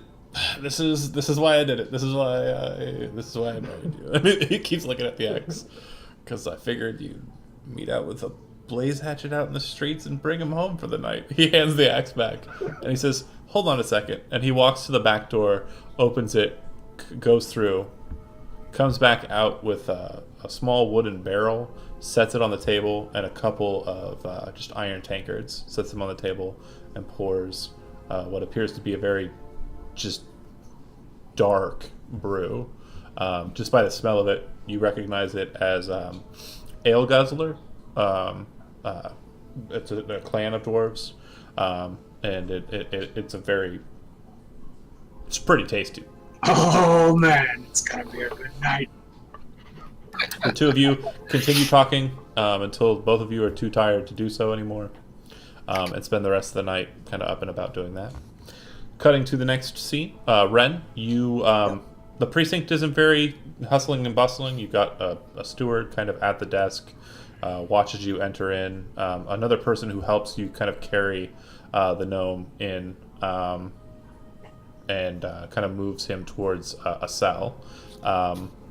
The steward kind of walks over to you and says, you do know who that is, correct? And Renn would nod his head and say, this one got caught up with the mission I was on tonight. A Curl took the more important one with him. You can't just arrest neckties, especially in Spellmoth. If it's found out that an attendant of Sydney Wellenbart was doing ill dealings, it could be a problem. A very serious problem for the nobility. And I know that it won't be well liked. We'll keep him here, and we'll resuscitate him as best we can, keep him fed and whatnot for the night. But I'm just letting you know that in the morning we're going to let him go. If you want, we could attempt to put him on house arrest based off of a discussion with Lord Wellenbart, but we won't be too keen on making that discussion. We will allow you to speak on our behalf, on the Watch's behalf, if you wish to engage with the noble concerning this prisoner. Yeah, let me think on that. At the moment, why don't you just, like you said, hold him? And also, I'd like you to sort of on the down low to keep your eye out if anyone is asking for him. Certainly. I think maybe we could keep an eye on him even if he's out on his own. Did you have any witnesses to the detainment of this individual that will corroborate your story? Yes, there are several witnesses, including a conglomerate enforcer. Any local folk as well? Yeah, I think a local alchemist was there as well. Do you have a name? So did I hear Saer's name? Nope. You did No, but it was quite a striking woman. He would describe her. Not too many female alchemists in the area, but I'll definitely need a name. You say that the conglomerate's enforcer, Agent 87, and an alchemist, unnamed, supposedly local in Spellmoth. Okay. We'll take these notes. Based on the conglomerate's word, if you can attain a writ of intent from the Magier, stating that he wants this individual detained, we should be able to hold him, but unfortunately for him, we'll have to do so in a black cell so that he's not able to be recognized as being detained, as this could reflect poorly on Lord Wellenbart. The person who dragged Gilbert off into the cell kind of comes back in, looks to Renn and says, "He's already awake." Cutscene. Gilbert, you kind of wake in just a nasty feeling mattress, and kind of like pull your face off of it, kind of look around. You see wrought iron bars, and you do feel the familiar, feeling of being contained in shackles, and leg shackles as well. You are restrained. Okay, interesting. What I would do is I would look around. Am I by myself, or are there other prisoners? You're the only one in the cell. All right. Then what I would do is I would collect my thoughts. So I have a big bump on my head. That's how I got knocked out, right? Mm-hmm. Yeah, you remember the horse. Right. I'm going to use that. And I'm going to stand up, holding my head. Can't. You're restrained. Oh, I'm restrained. All right, then I'll sit there, hold my head, and yell out. Well, you can't hold your head. I can't hold my head? Your hands are shackled behind your back, and your legs are how shackled much? underneath your body. I'm gonna be like, I'm gonna go to hold my hand, and then I'll be like, real quick note: if you want to hold your head, you could. I'm not going to though. Okay, I'm just saying. You can, right? Right, I know I can, but I'm shackled in a cell. I'm gonna yell out, guards, please come here. I don't think you know what you've done. Andy, you can kind of overhear someone yelling from the direction the guy just came. And the guy looks back over his shoulder, then looks back to you, and he says, "He's your prisoner. He's detained. If you want to talk to him, feel free to do so. Otherwise, I'm Yeah, I would definitely want to do that. Shut him up." All right. He looks to you and he says, "Do you need someone to stand with you, or are you good? Do you got it?" I've got it. All right. And you kind of look at him. You can see he's wearing the bright yellow helmet of the cappers, and he's also got his badge. And you can see on his badge there does appear to be a name. It's Brennan is the last name of this guard. Probably won't matter, but You never know. Apparently a late night guard. And you walk in. There are no other people in other cells. It does appear that it is pretty much quiet here. And you can see that Gilbert is laying on the bed, restrained. I'd say, guards, please let me out. I don't think you know who you have here. I think there's been a big mistake. So Renwood would have kneeled down beside the cell and make this sound, and he would point to the badge on his cloak, and he would say, "It seems like you've gotten yourself into a bit of trouble tonight." I'd say, who are you? And he would say, "Well, I'm a representative of the City Watch. I was tasked to stop the renegade mages tonight, and that nobleman who was breaking the law. Can you explain why you were there and why you were helping him?" I don't remember anything except waking up here with like a splitting headache, and I've got a little bit of blood in my eye, and all I know is that if you knew what I did, you wouldn't have me locked up in here. So that's your story, Renn says. That's your story. There are several witnesses who saw you, myself included, and heard you speaking to the nobleman. I speak to noblemen all the time. Yeah. Mm-hmm. I'm a court functionary. Yeah, I understand that. Well, I don't think you understand. For Sidney Wellenbart, yes? Exactly. He's a very important person in the courts. I'm there all the time. That's what I do. And I'm sure you'll be back there soon enough, but not tonight. Fine. What is your name, sir? My name is Renn. Renn? And you're in the city... I've said that already, but I think I'm the one that's doing the questioning. Well, think of it from my perspective. You wake up with a splitting headache and you're restrained. I've never done anything wrong my entire life. The wages of sin. Yeah, you can't seem to remember it, right? So perhaps you need some time to gather your thoughts. Maybe your memories will come back to you after a night's sleep on that nice mattress. And Renn would stand up and he'd start walking away. I think you're making a big mistake. He would pause for a second and look back. I hope you like the desk. Because you will be let out if this is what you do. Okay, no, the Renn would keep on walking then. You're gonna keep on walking? Yeah, I'm walking out. All right. So Goodbye, Renn. I would say very loudly. the guard kind of walks over to you and kind of gestures for you to come over to him, Renn, and walks you over to a table. You can see that there are a couple of articles that have been put out on the table. One of them appears to be the pick that Gilbert had on his person when he was detained. It appears to be shaped like a crane's head. It's kind of a magenta wrap around the handle. The other items you would find, there appears to be a very strange-looking device that appears to be round with kind of a strange attachment to it. It looks like these two parts could be disconnected from one another. Oh, fun stuff. It kind of looks like almost the best way I can describe it is like a small robotic squid attached to a handle. Wow. That sounds so dirty. Yeah. It really does. And then there appears to be a communication device. What have you been doing, young man? This man. is I really interesting. like it. I would turn to Brennan and say, I think you ought to lock these up. Yeah, of course, they'd For be now, held. at I least. just wanted to make sure you knew what he had on him. Yeah, It thank doesn't look you. like he had any notes or any items of import that would directly tie him to what you said he engaged in.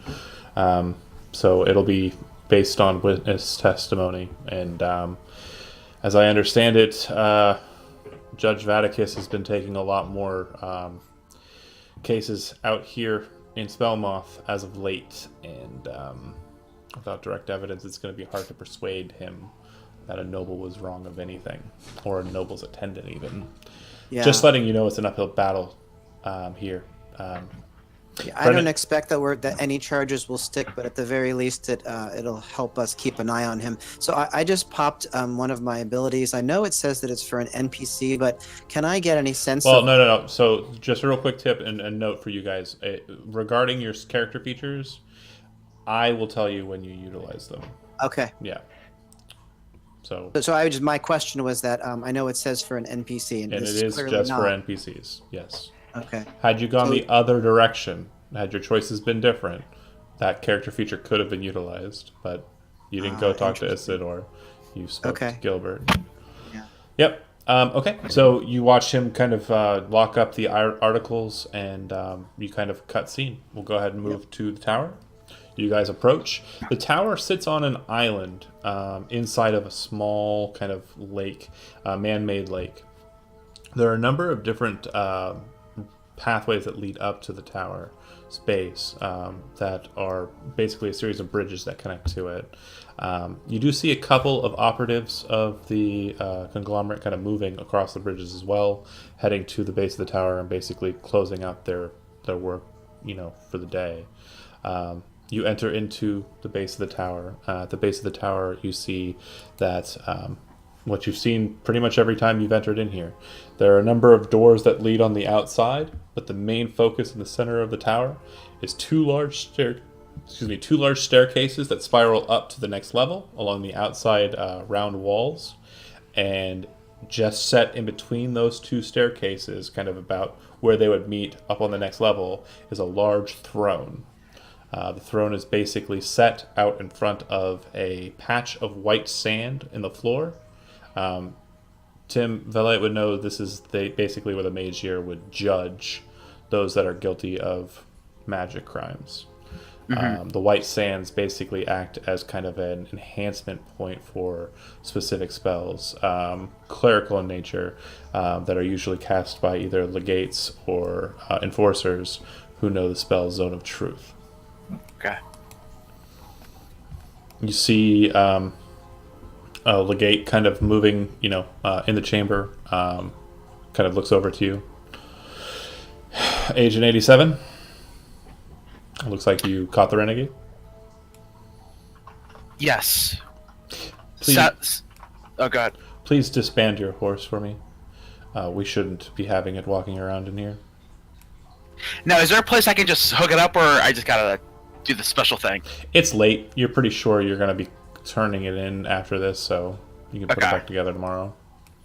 Alright, so yeah, I disassemble the horse and collect the bits.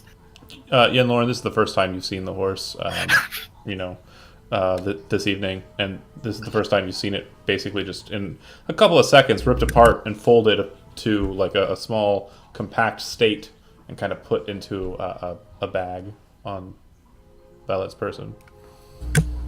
So, horsey, not actual horsey. Or I not know what's happening. It looked like a robotic horse, and he basically just took it apart and put it in a bag. Like a Jetson car! That's so cool. Ah, portable horsey. I like. It does look like a lot of the weight of the horse was fluid weight, and the fluid's actually kind of just left on the ground, and you can see that there are a number of grates on this level, and it goes to them. But yeah, Gross horsey. you put the horse in your bag, and the legate says thank you. Are you placing him into custody? Do you have questions for him? I think he should be questioned. I'm deferring to Agent 87 on everything. Like, I'm too green to know what's happening. But are you sticking around for the ride to see? Yes, I'm sticking around. I'm there, like, waiting for him to fucking throw me a bone. But I'm waiting for him to fucking throw me a bone. So I would respond, yes, he needs to be questioned. His meeting with a Gilbert, I overheard him mentioning trying to organize some kind of way to secret out other renegade mages. I'm not the case owner of this matter, so I do appreciate the reporting. I will notate it and make sure that the case owner for this specific renegade is informed of what's going on. I will note, though, that it is after hours, so most folks have already returned home for the evening. We will detain him. And again, if you have any questioning that you or your associate have for him, then we certainly can press to that. This was the legate moves over to a desk, kind of reaches into one of the drawers and pulls out a book, sets it out, flips it open. You can see on the front of the book the number 87 is written on it. She opens the book to about halfway through the book, and you recognize the book. It's basically your mission ledger. It states all of the operations that you've completed or failed. And she comes to a point about halfway through the book and looks to it. It looks like a Renn Keeneyes and one Yenlorin of Jernaris are to be paid for this operation, as they are freelance operatives, not members of the Watch of the Conglomerate. Is that correct? Yes, that is. And it looks like it has a seal of approval from Razig himself. It seems that your case owner is Razig. He is still within the tower. Do you wish for me to call up for him, or do you wish to go up to him yourself? I can go up to him myself. Do you wish to take your attendant, or shall I pay him and send him along his way? Now, if it's sort of like I felt like he did a great job tonight, like it's almost like I'm throwing him a bone by bringing him up, like he gets to meet the big shot. You do you, boo. Oh no! I mean, like I'm kind of feeling that. Like I'm glad that they helped. I don't know how to my facial expression is like, please, dear God, don't leave me to the dogs. I want to be your little puppy dog that you take with you up to the big boys. I respond, he performed admirably tonight, and I think it would be good to let him meet Razig and maybe form a more official arrangement with the conglomerate. I just needed to know whether or not you wanted him to go with you or not. I'll allow Razig to pay him. And she kind of flips the book closed and says, congratulations, Agent 87. You know the way. And you do know the way. And Yenlorin, you're not terribly familiar with the way, but I need you to make a Constitution saving throw. Oh, fucking fantastic. How's that 15 look? You're a trooper, but it's a hell of a walk. There are a number of platforms that actually allow you to kind of migrate up the tower free of your own, mobility. But there are a number of other portions of the tower that require your footsteps. So each direct connection of layers up further and further up the 700-foot tall tower is connected in different ways. The first floor to the second floor you saw was 2 staircases that come up in a very manor-like fashion. The next set of staircases is a small little alcove that goes up to the next layer that you have to go into like a hotel's staircase. The next staircase, and so on and so on. Each one being different. A steel spiral staircase. It's like each layer of the tower has been added on by a different person over the years. Valette would know that this is because each layer of the tower was added on by a different person, and the top layer is always the Magier's floor. You arrive at it. The top floor is not terribly splendid because of the way Vrazik keeps the windows open. The wind blows through here quite heavily as you are at quite an altitude, and the smell of this ocean to the south can be just kind of It's everywhere. It invades your personal space, and if you like the sea in a refreshing way, if you're not terribly fond of the sea, it's painful, salt, and just briny, and just present. But you do see that Vrazik is present here in this place. You've only seen Vrazik once before, Yenlorin, and only really in passing. Vrazik is currently adorned in how he usually is adorned, in the robes of the conglomerate Magier. You can see that it's a series of white and gold robes over top red robes, and he wears a chest plate of steel with the conglomerate symbol emblazoned upon it. Over his face he wears a porcelain mask. Cut into the mouth area of the mask are vent holes for breath. You can see his eyes illuminated just beyond with a slight tinge of magical glow, and in his left hand he carries a ivory staff set with a gold capstone, or set with a gold cap that has a series of spirally waves moving throughout its ornamental design. This is Vrazik. Upon entering his presence, I sort of do a perfunctory, down on a knee, whatever pledge of, just to show deference to Vrazik. As do I. It's like that half a second behind, he ducked, I ducked too. So you are aware too, Tim, and it's something that you certainly would wanted to do have asked, but you do know that he is not he's not a person who hides things other than his own face and personality. He's not subtle, he's very direct. And so when you enter in, he says, Valette, welcome back from your mission. Greetings, Major Vrazik. So, you caught the renegade mage Saul, was it? Isidore? Isidore Yes. Pendergraft. He nods his head. His voice sounds a bit muffled. The best kind of modern day representation to what I'm going for here is kind of a Banish quality. And he looks to Yenlorin and nods his head. And your half-elf friend, he was helpful? Yes, particularly in the person Isidore was meeting with. He helped in his capture. He's been a strange one. And the elf, Private Eye, yes, if I remember correctly. He walks over to Yenlorin, reaches into his bag, pulls out a smaller bag from his bag, and hands you the bag. As per our agreement, he looks back to Valette. Did you get any information about the Idealists?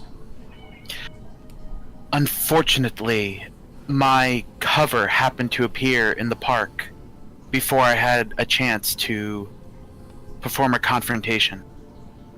So we had to move immediately to detainment. Unfortunate. It's fair, though, and understandable. He did Master before. Vrasig, the man we captured, he is still with us. We can still interrogate him. And also, Blue Gnome, he's with City Guard. So, we still have chance to talk. we've been dealing with the Idealists for a couple of years now, Master Magic user. I will let you know that your avenues for infiltrating that group through Isidore are pretty much ended. What did he meet with the Blue Gnome for? He was seeking to arrange exfiltration of renegade mages from the city to, I believe, Stormloft, he'd mentioned. In return, the Gilbert character was seeking blackmail on the different nobles for advancing his own political ideas. Interesting. When the detainment occurred, he did help, tried to help Isidar escape. What do we know of the renegade mages he wanted to move? Unfortunately, the conversation did not get very far before, as I said, my cover had shown up. And we're certain that the Blue Gnome was absolutely in league with this individual and not simply promising the matter for political efforts? That is why I left him in the hands of the Watch to take care of, under Renn. Of course. For their own questionings and their decision to what to do with him. I did not think him to fall under the conglomerate's initial oversight. You are correct in your assumption. The Barbagezi are known to us. Their operations here in the city are of no concern to us. If they wish to find themselves a bit of real estate and presence in the political circles therein, we're not terribly concerned with it either. My assumption is because of Isidore's station, he was granted a meeting with a lowly attendant of the Blue Gnomes. Probably no one of importance. I doubt this gnome truly needs to be incarcerated, and if the Watch asks me for our opinion, or yours directly, you will say as much. Understood. Now, for the matter of this wonderful Jernaran mage. You've done a couple of sorties for us, if I recall correctly. Is that not so? Is true, Master Magir. I don't typically allow for a freelance mage to tie with one of my most reliable enforcers, but I believe she does need some guidance in regards to magical matters. I think that your mission could have probably gone a lot worse, or a lot better, and I'm not saying that his presence was helpful or if it was a detriment. However, you've proven yourself, and I will grant you a specific right and offer. You can become an operative in the conglomerate, granted a desk on the 7th floor. I think we have one free. And you will be tethered to Valette as your leader, but also as your partner. What say you? I do believe we have skill sets that play well together, Master Vrasig.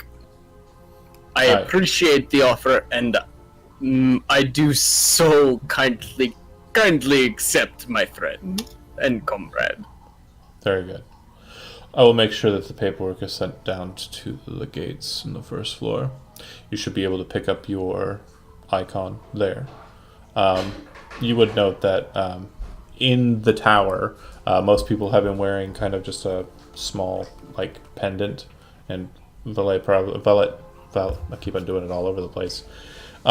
87 probably has one too, but she's kept it hidden up until probably recently. It's just the symbol of the conglomerate, the two snakes kind of bound around the greenish stone. Word. I will question the mage myself. As far as you are concerned, the case is concluded. Be prepared for your next mission. Thank you, Major Vrezig. And if there's anything my As you're skill trying to set finish can that do- sentence, the lights go dark, the wind stops in the tower, and everything becomes just blank to you. You cannot see a thing.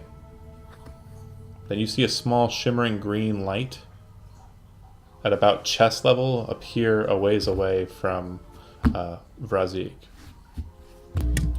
You hear, through the calm, Major Vrezig, surrender your staff. And then you see the mage turn around and a bolt of lightning just appear. You can see his silhouette just, manifested purely against the light from his bolt. And it cascades thoroughly through to what appears to be a woman. Lithe, probably maybe 5'2", 5'3". As the light kind of cascades towards her, she appears to be wearing a very oriental style garb, a sword at her hip, and she appears to have one hand kind of held out to the lightning around her neck. She wears a pendant that's glowing green, and as you see it kind of glow, it starts to kind of jostle and move. Looks like there's something liquid inside of a small glass canister on the amulet that seems to shake and vibrate as the lightning closes in, and the lightning just stops and just dissipates as if it was just rent apart at its just base level, just destroyed, dispelled, countered. Vrezig kind of like holds the staff out where the lightning bolt originated from, and everything goes black again. You see the green light move across the darkness quickly. The next thing you hear is the sound of chains rattling. What are you guys doing while this happens? I am, if I can, bonus actioning second winded because I'm low in health, and Okay. 2, drawing my sword in order to defend Vrezig Yenlorin? until I hear more. You can see in dim light, so you're seeing a bit more than he's saying. The woman, her face painted white, her eyes kind of glowing slightly green as well, but not enough to shine in the darkness, has moved very quickly across the room to get to Vrezig. Her arm seemed to have been hidden in like the sleeve of her coat, has come out. It seems that the length of her arm is nothing more than chain, and where a hand would be is a massive claw. That claw is now cascading quickly towards the top of Vrezig's head.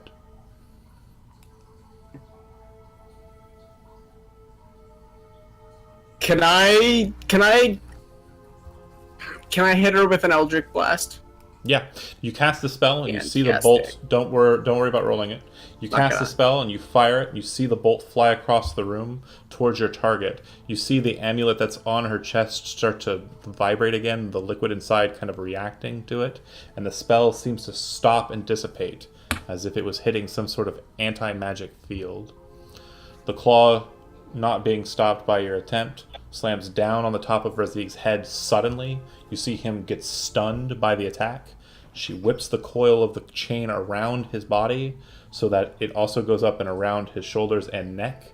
And then she extends it outwards suddenly, it extending to a full length of 50 feet out towards the open windows of the chamber. He's now some 20 or so feet above it and unconscious. The chain recoils back into her sleeve without him. The lights go back on. She's not there. Neither is he.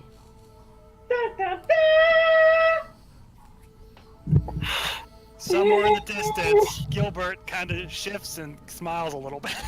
Now, normally that would be a great sting stopping point, but I can It would be. go longer if you guys want. It would be awesome.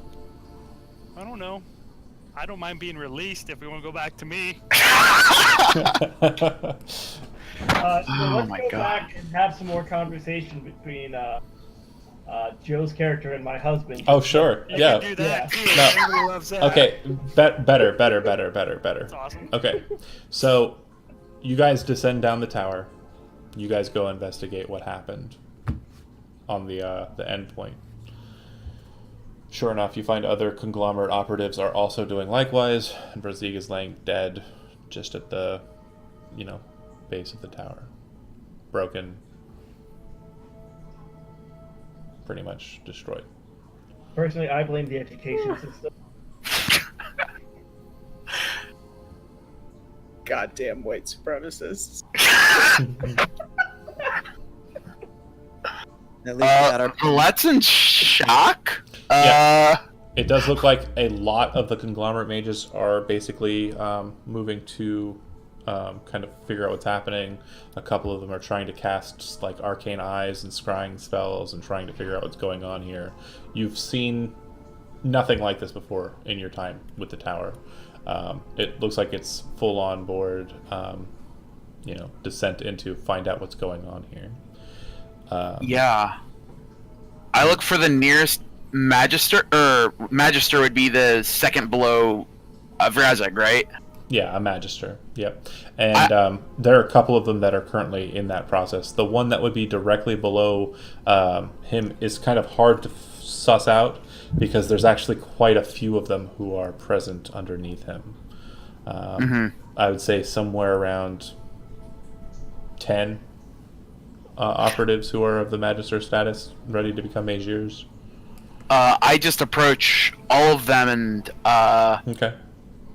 I also, everything that Tim does, I'm like 5 feet on a diagonal behind him. I'm like his fucking guard. That's it, man. You point me in a direction, I'm right behind you. Real quick, Got a blast cannon on your shoulder. That's all. Yenlorin, make an intelligence perception check. saucy. It's a 9. Okay. I'm going to give you advantage on it because it's kind of keyed towards what you're considering. 14 Yeah. with advantage. Brazig was the only one who knew, besides Valette, that you were granted operative status. And no documentation had been worked out. Oh no. Oh, Doesn't man. matter. I'm still on Agent 87's shoulder like a fucking... Oh, yeah. You know what I mean? Like, I'm the big Russian dude on his shoulder, just like, fuck with this guy, see what happened. I might mess your face up. We'll see. But the Magister kind of looks to you and he says, "Stand down, Enforcer, we're handling this," as you try to go and question him. Oh, yeah, the only thing that would have gotten out of my mouth was like, do we know what happened? And he would have said, "Stand down, Enforcer, we're handling this." It's almost Understood. It's almost condescending. I would like to lean into Agent 87 and say, who is this we? You see that there's at least 3 other Magisters with this one. I'm sure I see that, but I'm still asking, who is this we? I do not understand. Are you doing it loud enough so that the guy hears? Damn straight. Doesn't seem There is no subtlety to my Doesn't seem to Russian mage. like beads of water off of the back of a duck. He doesn't seem to give a shit. Of course. Yenlorin, I suggest that we retreat for now and wait to hear more from the Magisters. Okay. So, Tim, I need you to make me a wisdom investigation check. Wisdom investigation. I am not trained, so I can just hit wisdom? Yep. Alright. And that is a 10. Baseline. So you kind of retreat back in a way, and you kind of focus back on like the situation at hand. And you know that you currently have a renegade mage that's detained, that was going to be questioned by someone that's now dead. It's still your case, and no one officially took it over. So Yeah. Yenlorin, I suggest that we go secure our prisoner and make sure and try to see if he knows anything about this. This I am happy to assist with. How good are your interrogation tactics? My Meanwhile, friend, Renn, from the land of interrogations.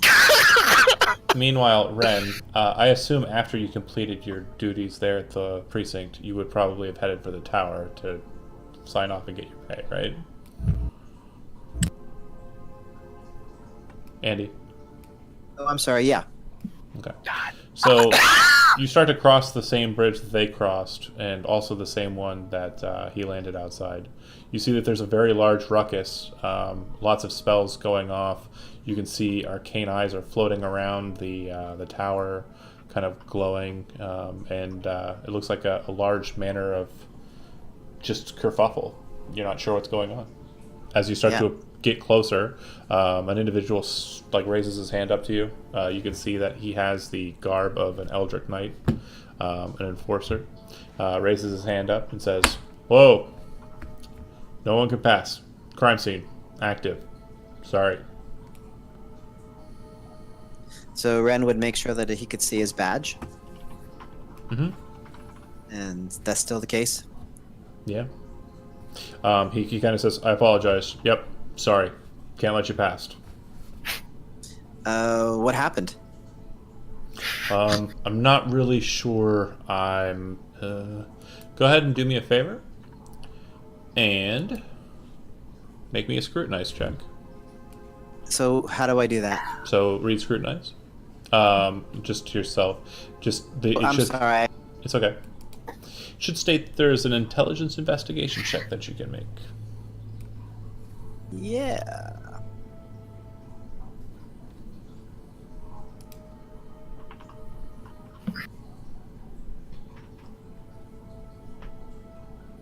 I rolled a 15. Solid. So you recognize 3 facts. Fact number 1 is this individual isn't very sure about his position in holding you back. He's not sure whether or not he's supposed to keep back law enforcement or not. And you're pretty sure that if you press that matter, you could probably get past him. Second, you realize that they are apparently dealing with a murder here, and based on what you can see from the look in his eye and just the gravity of it, it's someone of grand importance. Possibly the leader of the tower. Just based on the activity that's present and his reactions to you coming here.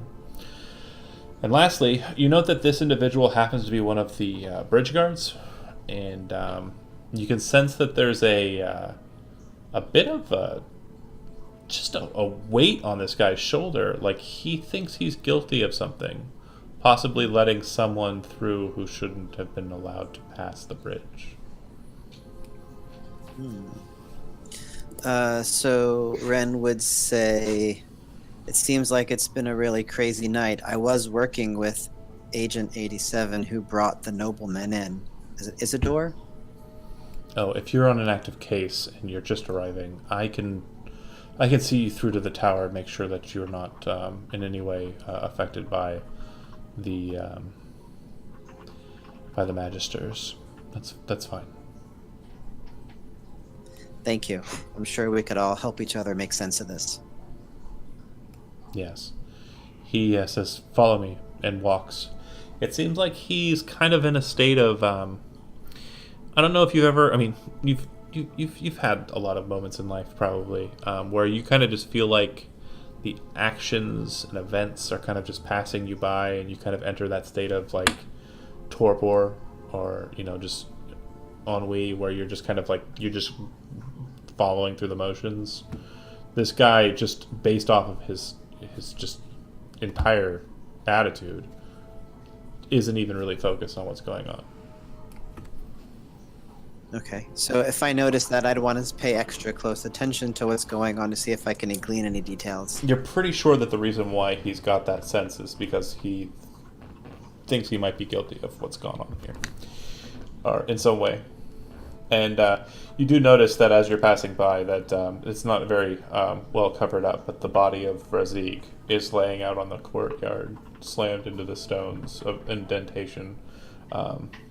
present underneath him. I wouldn't know what Brazik looks like. You would have seen Brazig in passing, and also when you took the job, he wore white robes, the white robes of a Magier, and the red robes of a strong Magier. So it wouldn't be the most important thought in his mind, but definitely flashing through his mind was, boy, I really hope Valette got the money. Yeah, you enter in. You do see that there is a legate present, and actually you do see that Yenlorin, he's very recognizable because of his brightly colored cloak. Seems to be walking with Agent 87, heading off in a different direction. Could I catch up with him? The legate moves to stop you and says, "You are Renn, are you not?" Do you stop or just Renn go? would nod you. Okay. I'd like to try to push past if I can. Okay. Yeah. The legate, she doesn't seem to try and pressure it. If you seem to have determination, she lets you pass her by. Yeah, so I'd want to catch up with the two of them and just sort of try if they could fill me in on what's happened. You catch up with them as they're about to head towards the way down into the dungeons. And when they catch me up, I'd also want to quickly tell them... If they catch you up. Oh, okay. Do they catch me up? You're surprised. I defer to the senior officer. Renn, I did not expect you to come to collect payment until the morning. Well, I came How less can to I collect... Oh, I'm sorry, go ahead. How can I help you? I came less to collect payment than more to investigate the commotion that I saw outside this building. Yes, that is currently being investigated by the Magisters. So this is a crime scene. I am not at liberty to discuss anything else. You make it into you make it Gonna into be the like ante- this. You make it into the antechamber that leads into what you would know, Tim, is a tube with a floating disc that descends up and down the tube down into the bowels of the deep beneath of the tower where prisoners are kept. Renegades who aren't willing to... basically, there's a bit of a reform process that goes on with them, but most of them end up just staying there for quite a long time. Several of the ones that you've detained in the past are still down there. But Is it possible to get some more quick, quiet words with Valette? yeah, you have plenty of time. But before the door opens, though, the door behind you slams shut. Okay, and we don't know why that is? I believe that they suspect we may have something to do with the commotion outside, Good call. and that we are not going to be able to leave tonight. I was waiting for that. I saw it coming. I didn't know why you didn't rush up that bridge and get the F out of here. I deferred to the senior officer, John. That's why. Honestly, Intelligence is my dump stat. Hey Matt, hey Joe. How does it feel to not be the man right now? Drinking beer, telling stories. It's pretty dope, yeah. So awesome. Sure enough. I was loving it. After about 10 minutes, you guys have, I'd say maybe 5 minutes. If you want to talk, you can talk, but you have about 5 minutes of sitting here in the box.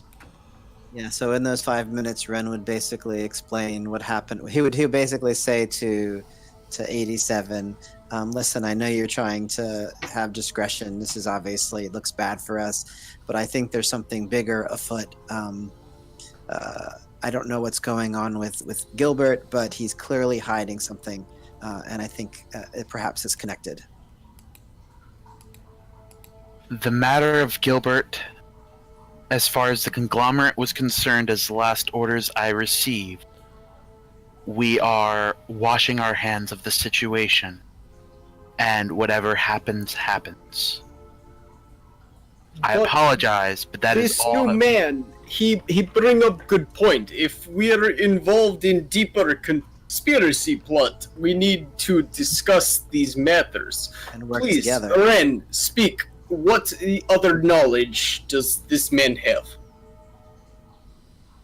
So, like, with the idea of trying to be honest so that perhaps Valette would be a little more forthcoming, would explain exactly what happened in the cell and how Gilbert acted, how he tried to be evasive and threatening. And how also I think he's probably going to be released pretty soon. While there is nothing... Kevin's Freedom. loving it. Freedom! I am having so much fun. While there is nothing we can do about his release, we also do not know how long we will be detained here. Now, John, the door behind us shut, but we could still proceed forward, correct? You haven't tried, but you could try. Alright. We can try proceeding forward to see if we can interrogate the other prisoner captured tonight. But I agree that something is amiss. Can I try And the we need door to make sure to tread carefully, otherwise all of what's happened tonight will be pinned on us in the worst possible light. Can I try to open the door behind us? The door behind you does not appear to have a mechanism for unlocking. Looks like it'd be more of a strength effort to try and heft the door I can't do that. up and away. The door in front of you, the mechanism appears to have been set to lock, but you do think that it might be unlocked through, certain means. So I do have thieves' tools. Okay. Cracks May out. I perhaps help him by pointing out things that Are you trained in thieves' tools? I am? You can have assistance. Yeah, so you have advantage on your check. I will heroically stand by and The observe. 24. You open up the door, and you see the tube, metal and liquid stone from the Dwarf, which is basically just cement. It looks like the floating panel is not present.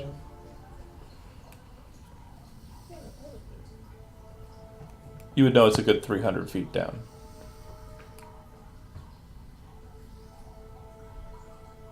Okay. I don't have 300 feet of And rope. the next step is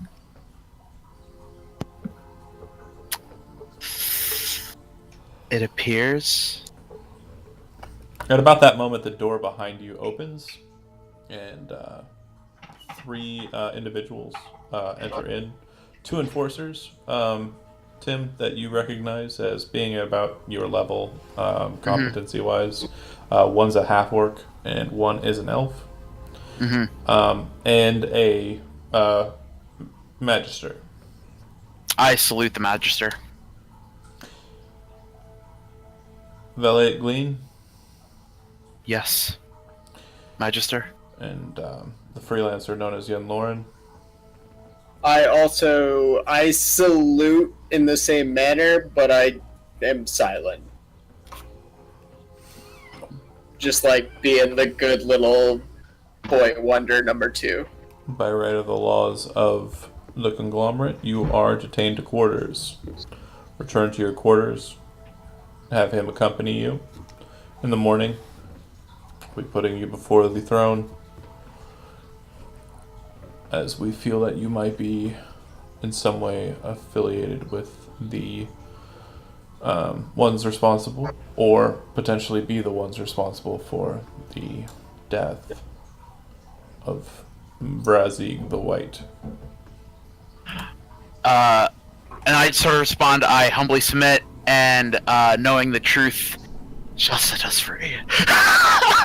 One of the enforcers looks over to Renn and says, "Who are you? What are you doing here?" And Renn would explain how he was hired to work with the conglomerate.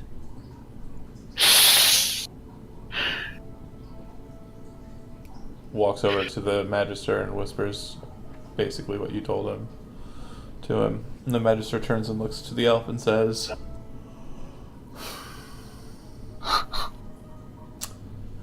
"Tough call. Can we trust you to return here at the hour of mid-highlight?" You can trust me to return this man to this place No. at that hour. We can't. Looks over to you again. Renn, can we trust you to return here by right of law to submit to questioning and possible incarceration, depending on how the questioning goes, at the hour of mid-highlight tomorrow morning. Renn says that he'll come to give a full accounting of the events. Renn Keeneyes, by your account, you will detain yourself in your own abode. You will return here at the hour addressed. See to it that you return to your places of sleep and rest as soon as you can.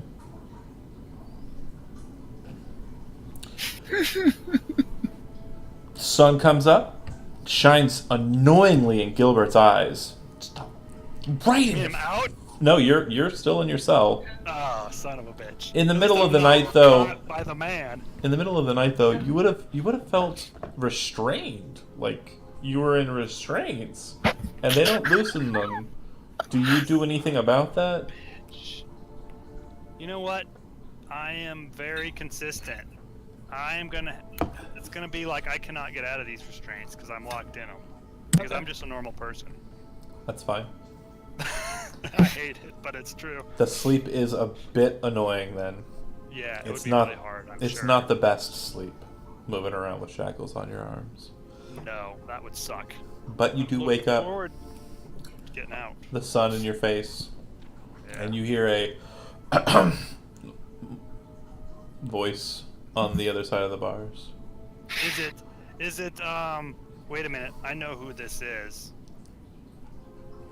I don't have it written down right there. But it's Sheldon Wellenbart? Is that his name?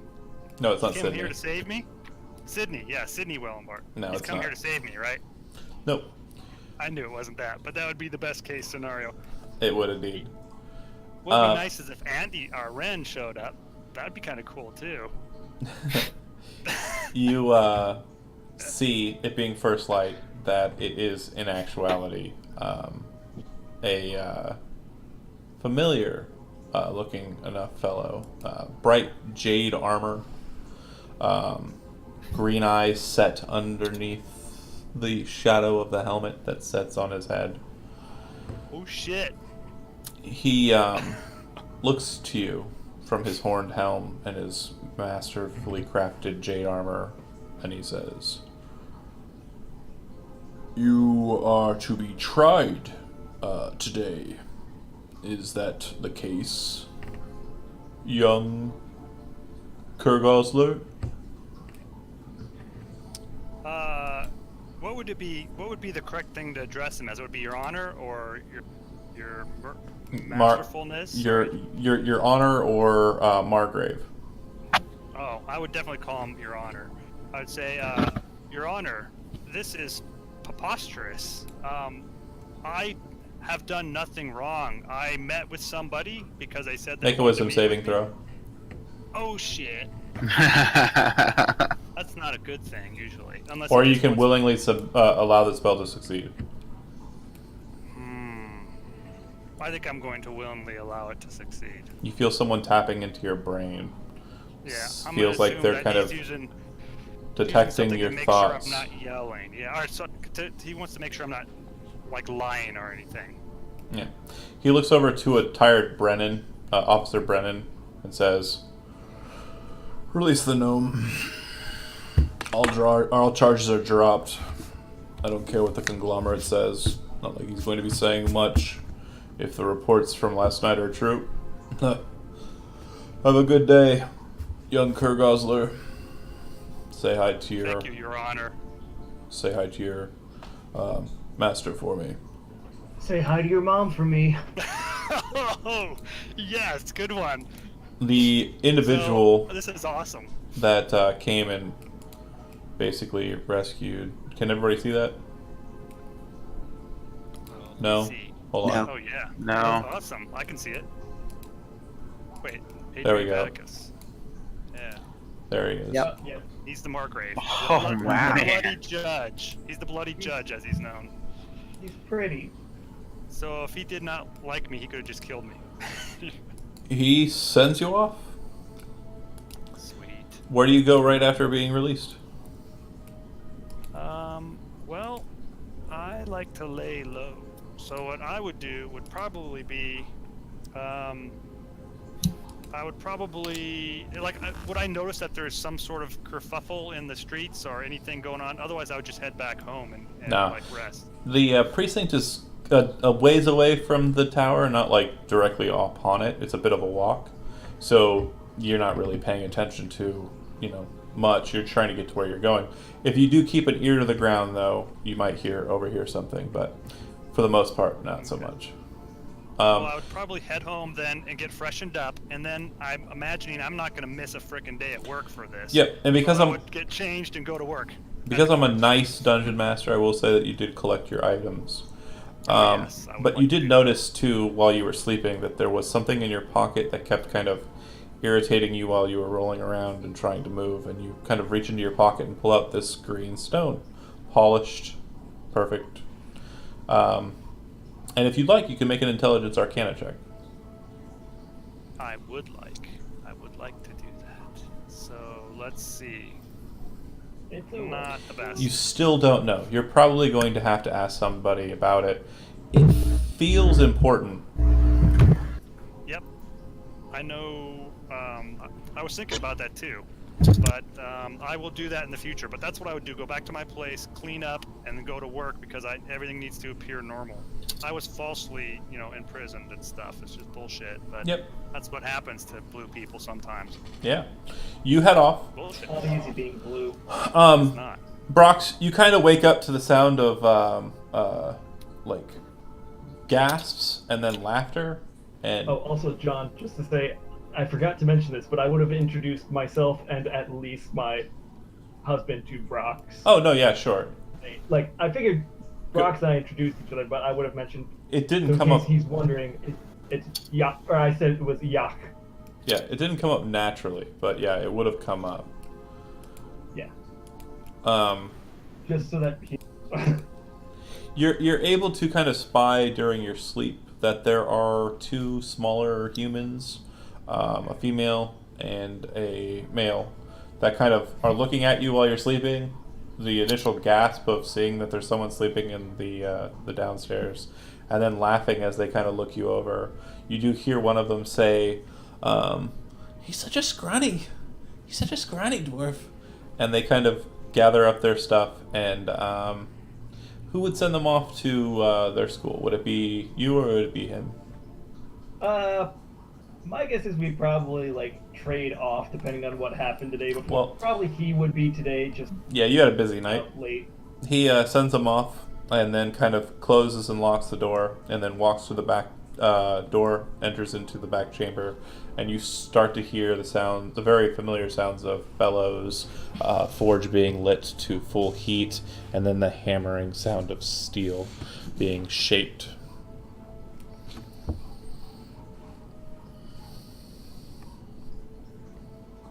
I'm with you. That's good. Okay, yeah, and you're kind of just like, it was a long night. You didn't do much, but a lot of walking for the day before. You're kind of just in this weird cot. It was pretty comfortable. But yeah, and then Saer kind of comes down eventually. That's what I'm waiting for. I'm just sleeping enough till Saer comes down. Good morning, my lady. Good morning. You sleep well? Yes, very, very much so. Thank you. Good. Now, do you think you might be able... Or I was going to say, I also would have brought down, because, I'm assuming kitchen stuff is upstairs. I would have Yes. brought down something in terms of food for him. Nothing, terribly extravagant, just, Mutton. cold meat, cheese, bread. Yeah, something easy. Yeah. Hell yeah, I'm eating. All right. Do you think you might be able to get to our business today? But of course. What is it you are seeking? I would assume it might have to do... Yeah, Well, I don't know. I'll bring out one of the shells for the ammo, and I'll pop it open and explain. It's blasting powder. This is what I can't remember his name. But Yes. my old You guy have was making mentioned for. that. Alright, I need this stuff. Give me 1 second.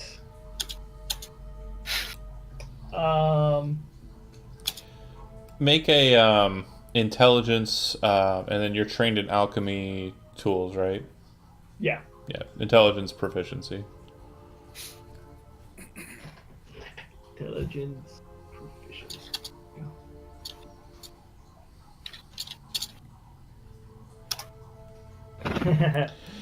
Yeah, you know what it is, but you're actually confounded by the fineness of the grain. So the blasting powder that you typically make is kind of heavier grain, used for like detonations, explosives, bombs, etc. This powder is very fine, and you've dealt with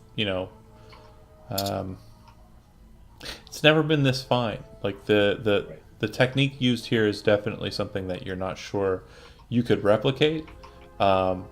But maybe no, I'm sure I could replicate it. It's just a question of. Yeah, you're not sure if you could replicate it right now. Is what I mean to say.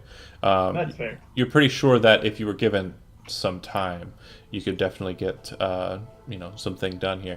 You do recognize too, like he said the name of the individual, Podrum Dustybeard. Podrum Dustybeard. Yep, and you've heard of him. He's an alchemist that operates, or according to what Brox has said here, operated out of Redwheel to the northeast. He is pretty renowned amongst the dwarven circles for alchemists, but you've kind of made up your own kind of way of it and haven't really done too much in the whole community.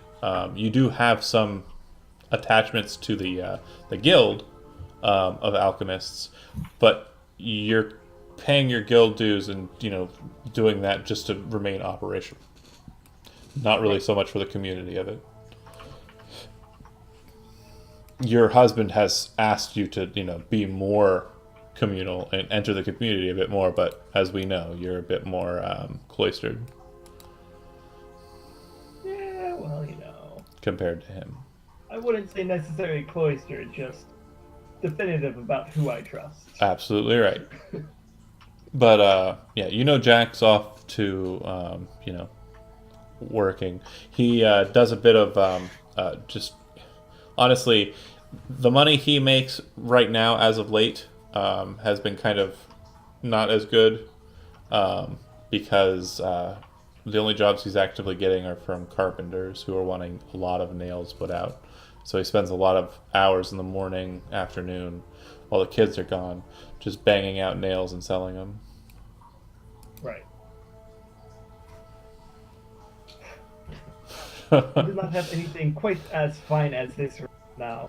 I do have something, though, if you wish to take a look at it, and I'm sure I could eventually whip something up like this, but it may take time.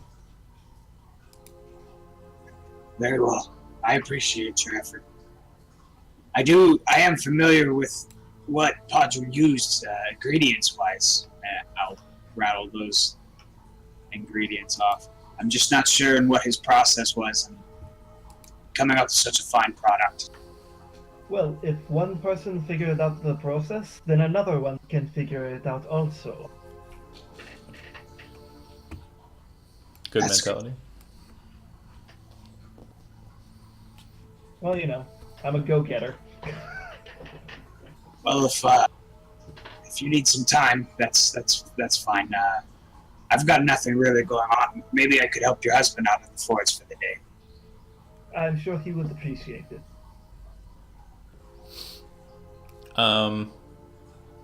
Yeah, one thing that's kind of settling,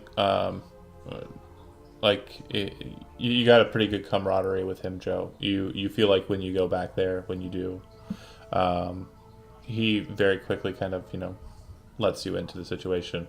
And you've done this. You're not great at it. You take a bit more breaks than a normal folk would.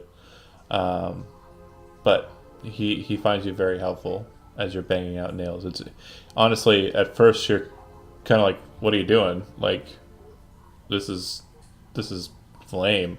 And he kind of looks to you like, with a almost ashamed kind of look on his face. And, you kind of feel like, He's making ends meet.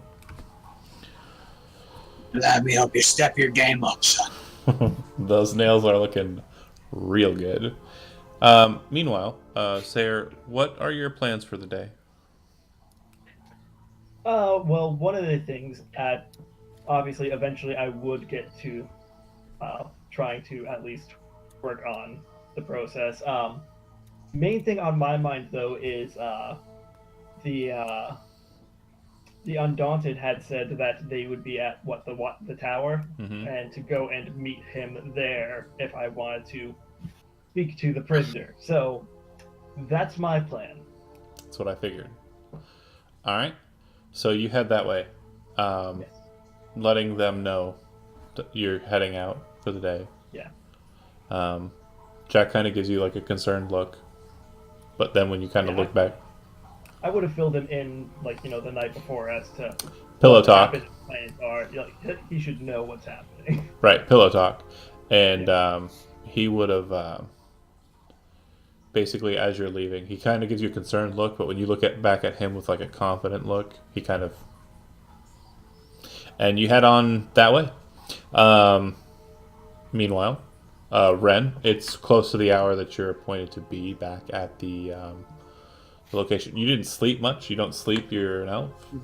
Could I actually have gotten up a little earlier than that? Well, you could have been up as early as you want. Yeah. So I would want to stop by the Falling Garter if I could and see if I can check in with who. Is it Mardigan? Is it Kenneth or Val?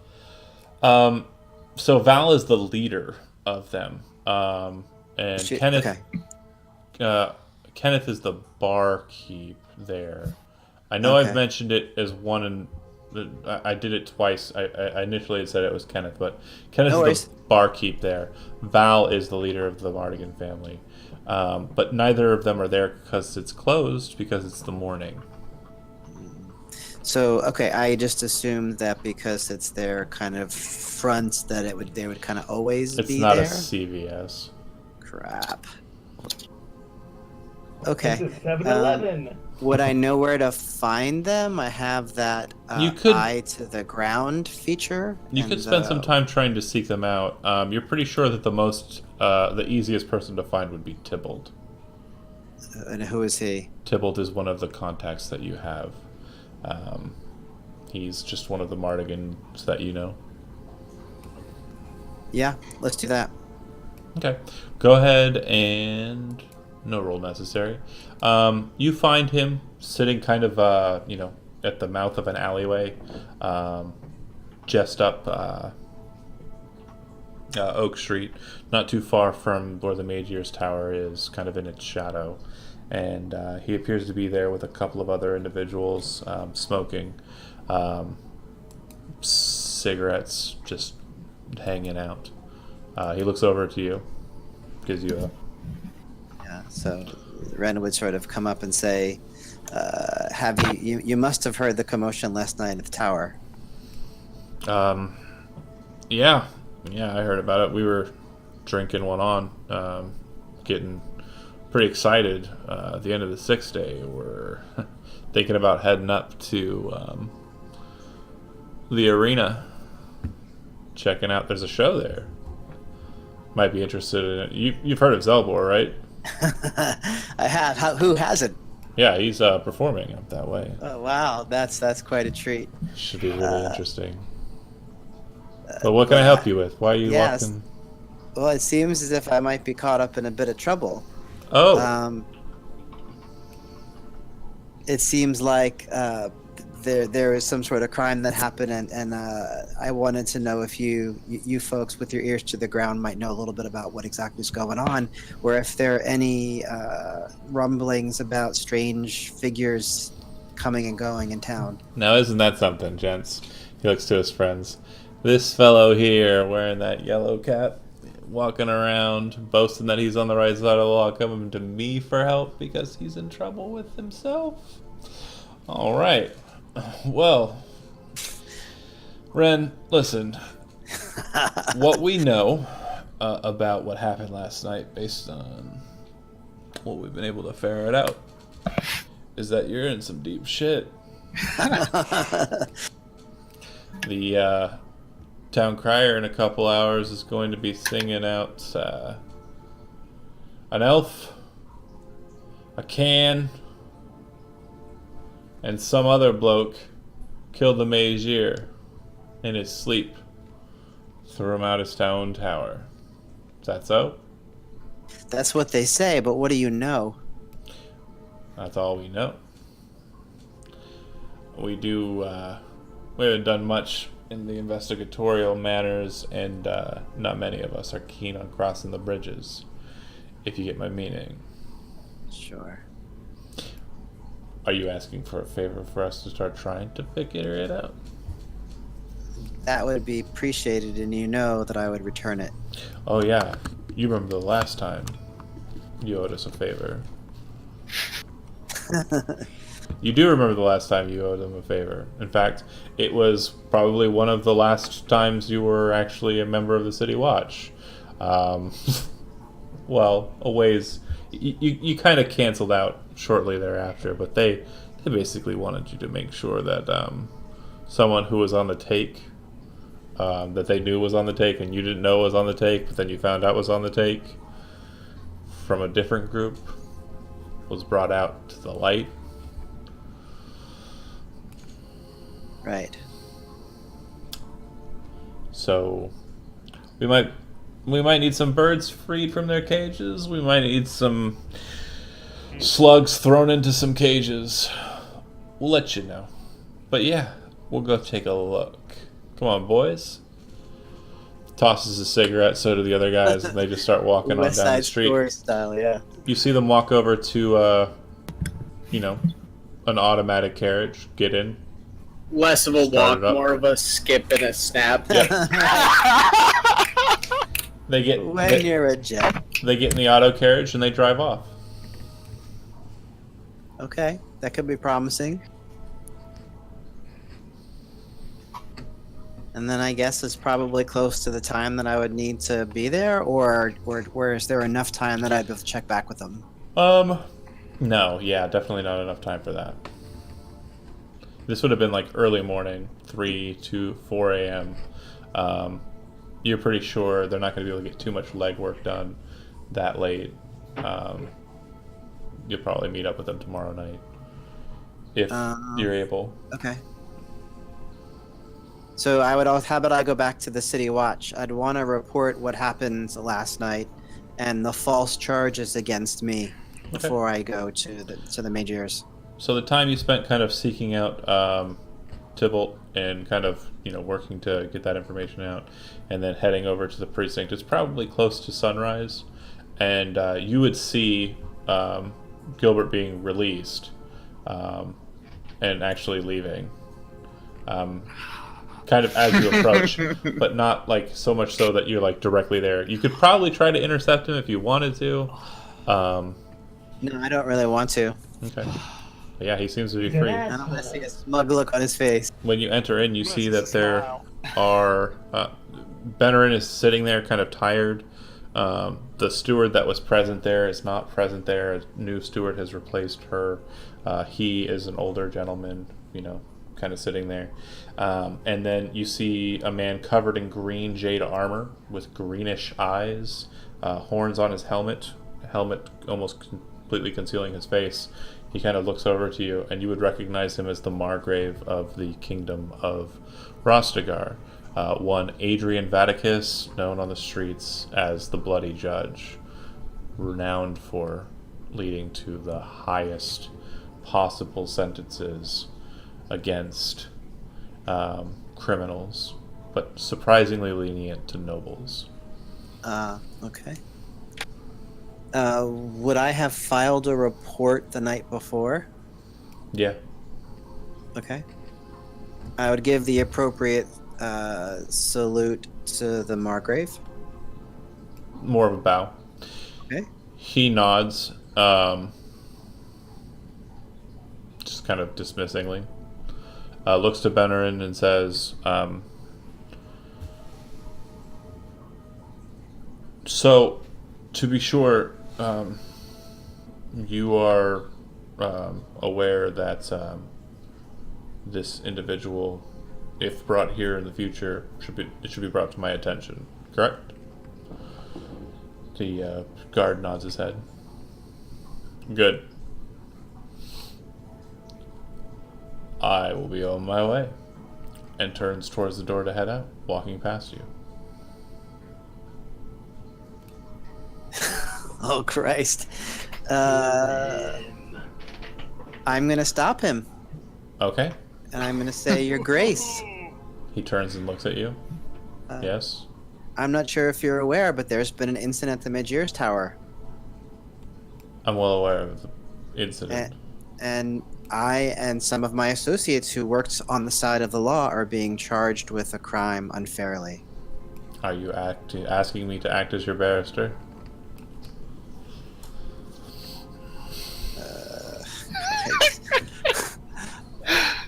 I'm asking if you're aware of the crime and you can intercede on our behalf. Why would I do that? For the sake of justice. To protect servants of the law. So, by your own admission, you are charged and potentially guilty. By your word alone, I'm supposed to intercede on your behalf to ensure that justice, which cannot be determined based off this conversation alone, should be adhered and upheld. There are witnesses and there are written reports about what happened last night. We just want to be treated fairly rather than a rush to judgment. I am aware of your report. I do want to make sure you understand that you are welcome in the offices here, and you are probably respected greatly by members of the Watch. I am not a member of the Watch. When the law is brought before me, when a case is brought before me, it is my job to intercede, to adhere to the standards of the law. Do not imagine that I do so willingly. I do so because it is my duty. I do so because I must, not because I want to.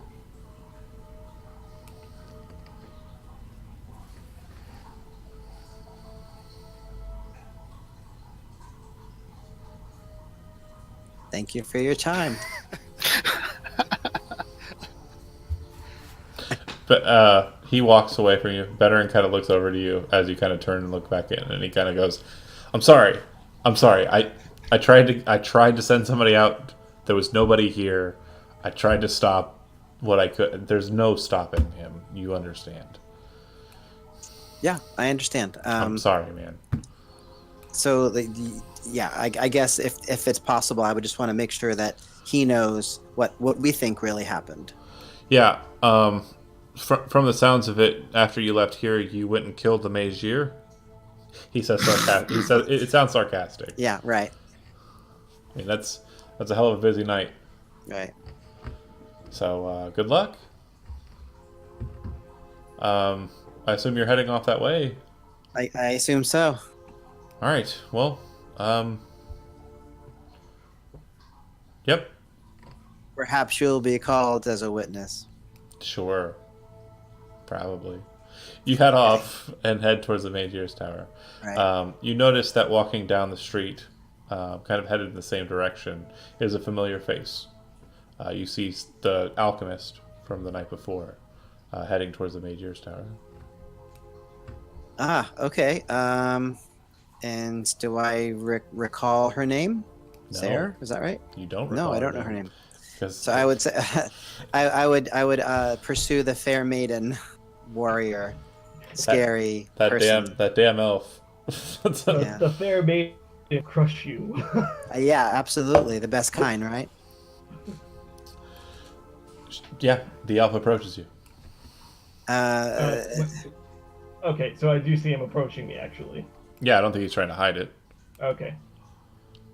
He doesn't really have time for that kind of pleasantry. And I would say, excuse me. What is it you want?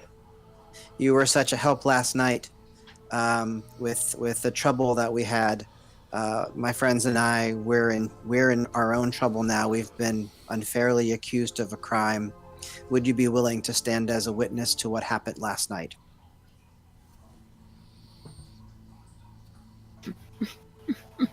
Let's look at Kevin shaking his head.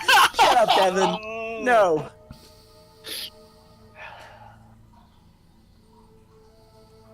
I can only say as to what I witnessed, nothing else. That's right. And saying what you witnessed will be helpful to an estimation of our character. Possibly. If you do so, and if you come with me now to do so, you'll be in my debt. I'll be in your debt. That is dead. You'll owe me. If you come with me and Lift do that me a around. favor, then you will owe Yeah, me a that's debt. it. Look at Do I have it right? Nice try. I figured it. Okay. I just sort of, I don't say anything. I just turn and continue walking on my way. You don't come with me. I'm not saying that. I'm going the same direction. Looks like she's going towards the tower. Okay, that's fine. You can I walk just any way didn't you say anything, please. I just kept walking in the same direction I was going. Okay. As they continue on, 87 and Yenlorin, what are you guys doing as you wake up in your offices? When I wake up, I'm guessing they're sort of the same, like each compartment or whatever has like a bathroom and things like that. Yeah, it's basically, for you, there actually isn't a bathroom. Oh, okay. It'd be a pointless effort. There is a bathroom in the hall, so if Lauren's, feeling the urge to do so, he can. But you do note that your apartments, it's basically just a place to kind of sit and power down. There is a cot for if there is someone who does come in, like Yenlorin, and just minor, kind of very Spartan. Okay. I take, first thing I do probably is take a moment to put on my face. My sort of de facto one. Are we in the same apartment, or did they actually give me office because I was entitled to one based on? You weren't entitled to They have one. a doghouse. Okay, so You're on my in the cot, bud. I'm in Tim's office on a fucking cot Yep. in the fucking corner like a piece of shit. That's Cool. it. Just making sure I understand what's happening. Not happy about it, but I'm making sure I understand what's happening. Okay. Do you have anything that you guys want to basically exchange or interject or do before we get to the trial? If he has questions for me, I just, put on my face, get into my formal sort of uniform, and just get Also, ready. Okay. And offer to make him presentable. I'm assuming that my owl and I have an understanding that, like, he reports to me in the morning. Your owl hasn't regardless. returned. Oh, no? Yeah. Because, okay. You sent him I out. feel like, You sent him out after them to that house to watch them all night, and then to return in the morning. But the bird hasn't returned. okay. That's wildly upsetting. Yes. But it is what it is. Fuck me. Alright, let's do this thing. Okay. So we'll cut from there, and we'll go to Kevin. Kevin, Okay. it's a pretty short Yes, walk to get you back to your neck of the woods.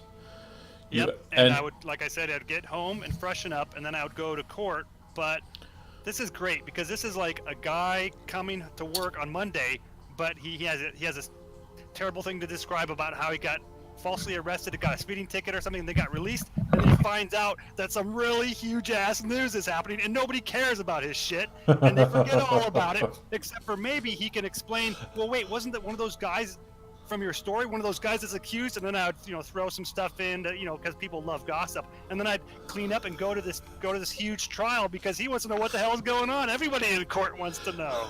It does seem like This a is lot. freaking great. It does seem like a lot of the news is about the Mage's murder last night, and a lot of people are talking about it.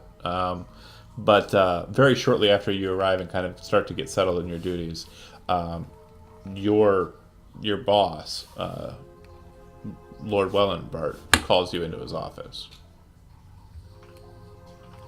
So I would go in and say, yes, sir? In his office, besides you, is another individual who you presume has been in there since before you came into work. He's a taller gentleman. He's wearing dark, very form-fitting clothing that looks like it's styled in like the higher fashions of Old Rostaggar, the noble sector. It has, a series of different kind of stylized patternings throughout it, and he has kind of a look to him. I don't know, just something about him is sinister. You're not sure. Dark hair, slicked back, long, kind of, tidied up in a ponytail, and just something about him is a bit strange. You notice too that his sleeves are not like very long. They only go to about like the elbow, just above the elbow.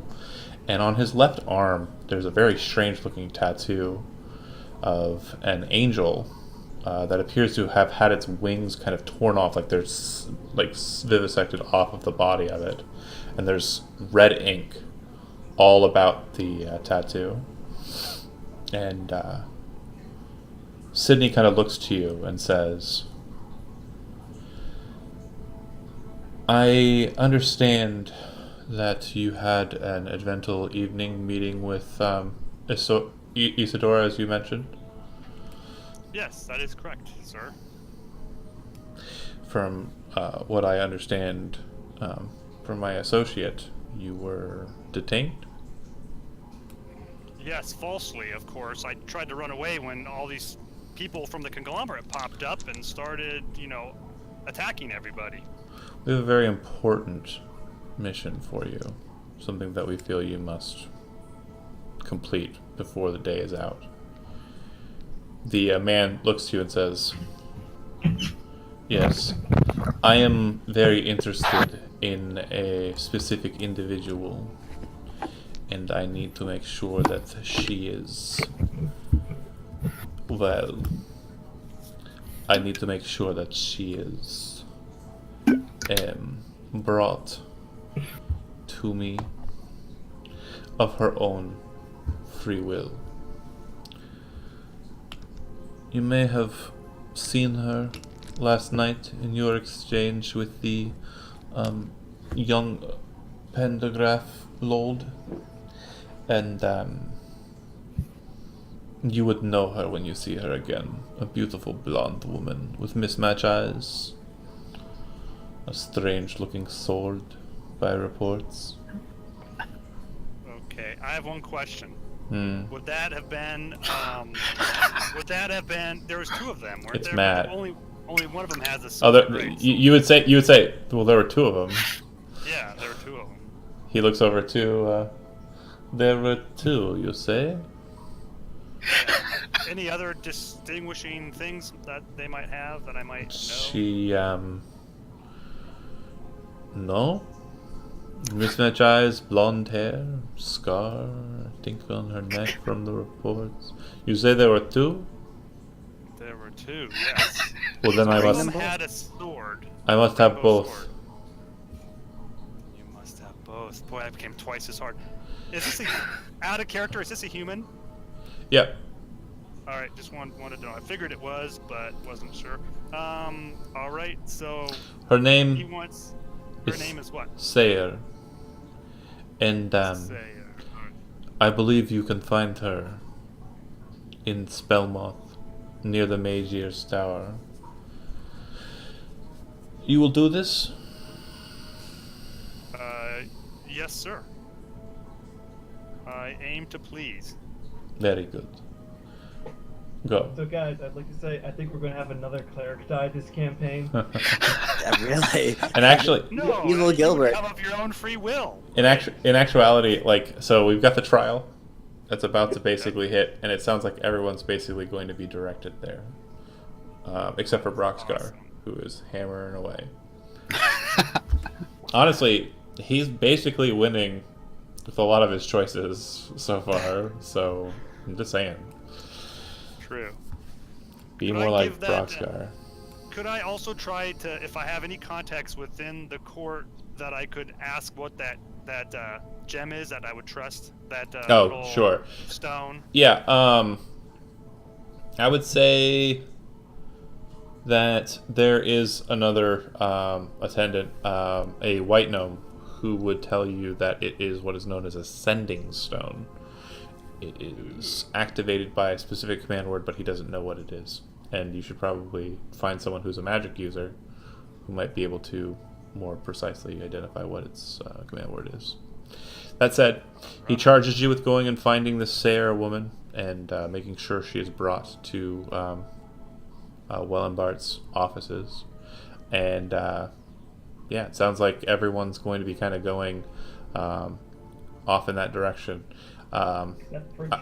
I will go ahead and say this. At about the time, shortly after Joe, after she leaves, Jack kind of looks at you and kind of sets the hammer down after you guys have hammered out some nails, and he says, "You mind going for a walk with me?"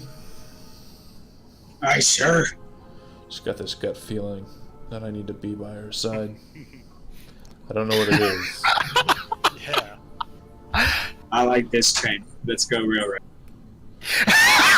It's not so much railroad. Oh my god, damn it. Or you can just sit and do nothing next episode, Fuck right? it. I'm with it. Nails. We're going. Something's alright. Yeah, something's not right. We're going. Train. Just damn mages. Everybody's got to choo-choo. see it, right? All right. I'm going to go ahead and say that's a decent enough stopping point. Not as good a stinger as that one would have been. Yeah. But yeah, I'm going to go ahead and stop the stream. Thanks for watching if you were watching. Probably not, but hey, thanks. You're welcome, John. If you were, Well, you're welcome. You're welcome. Yeah. See you thank guys next week.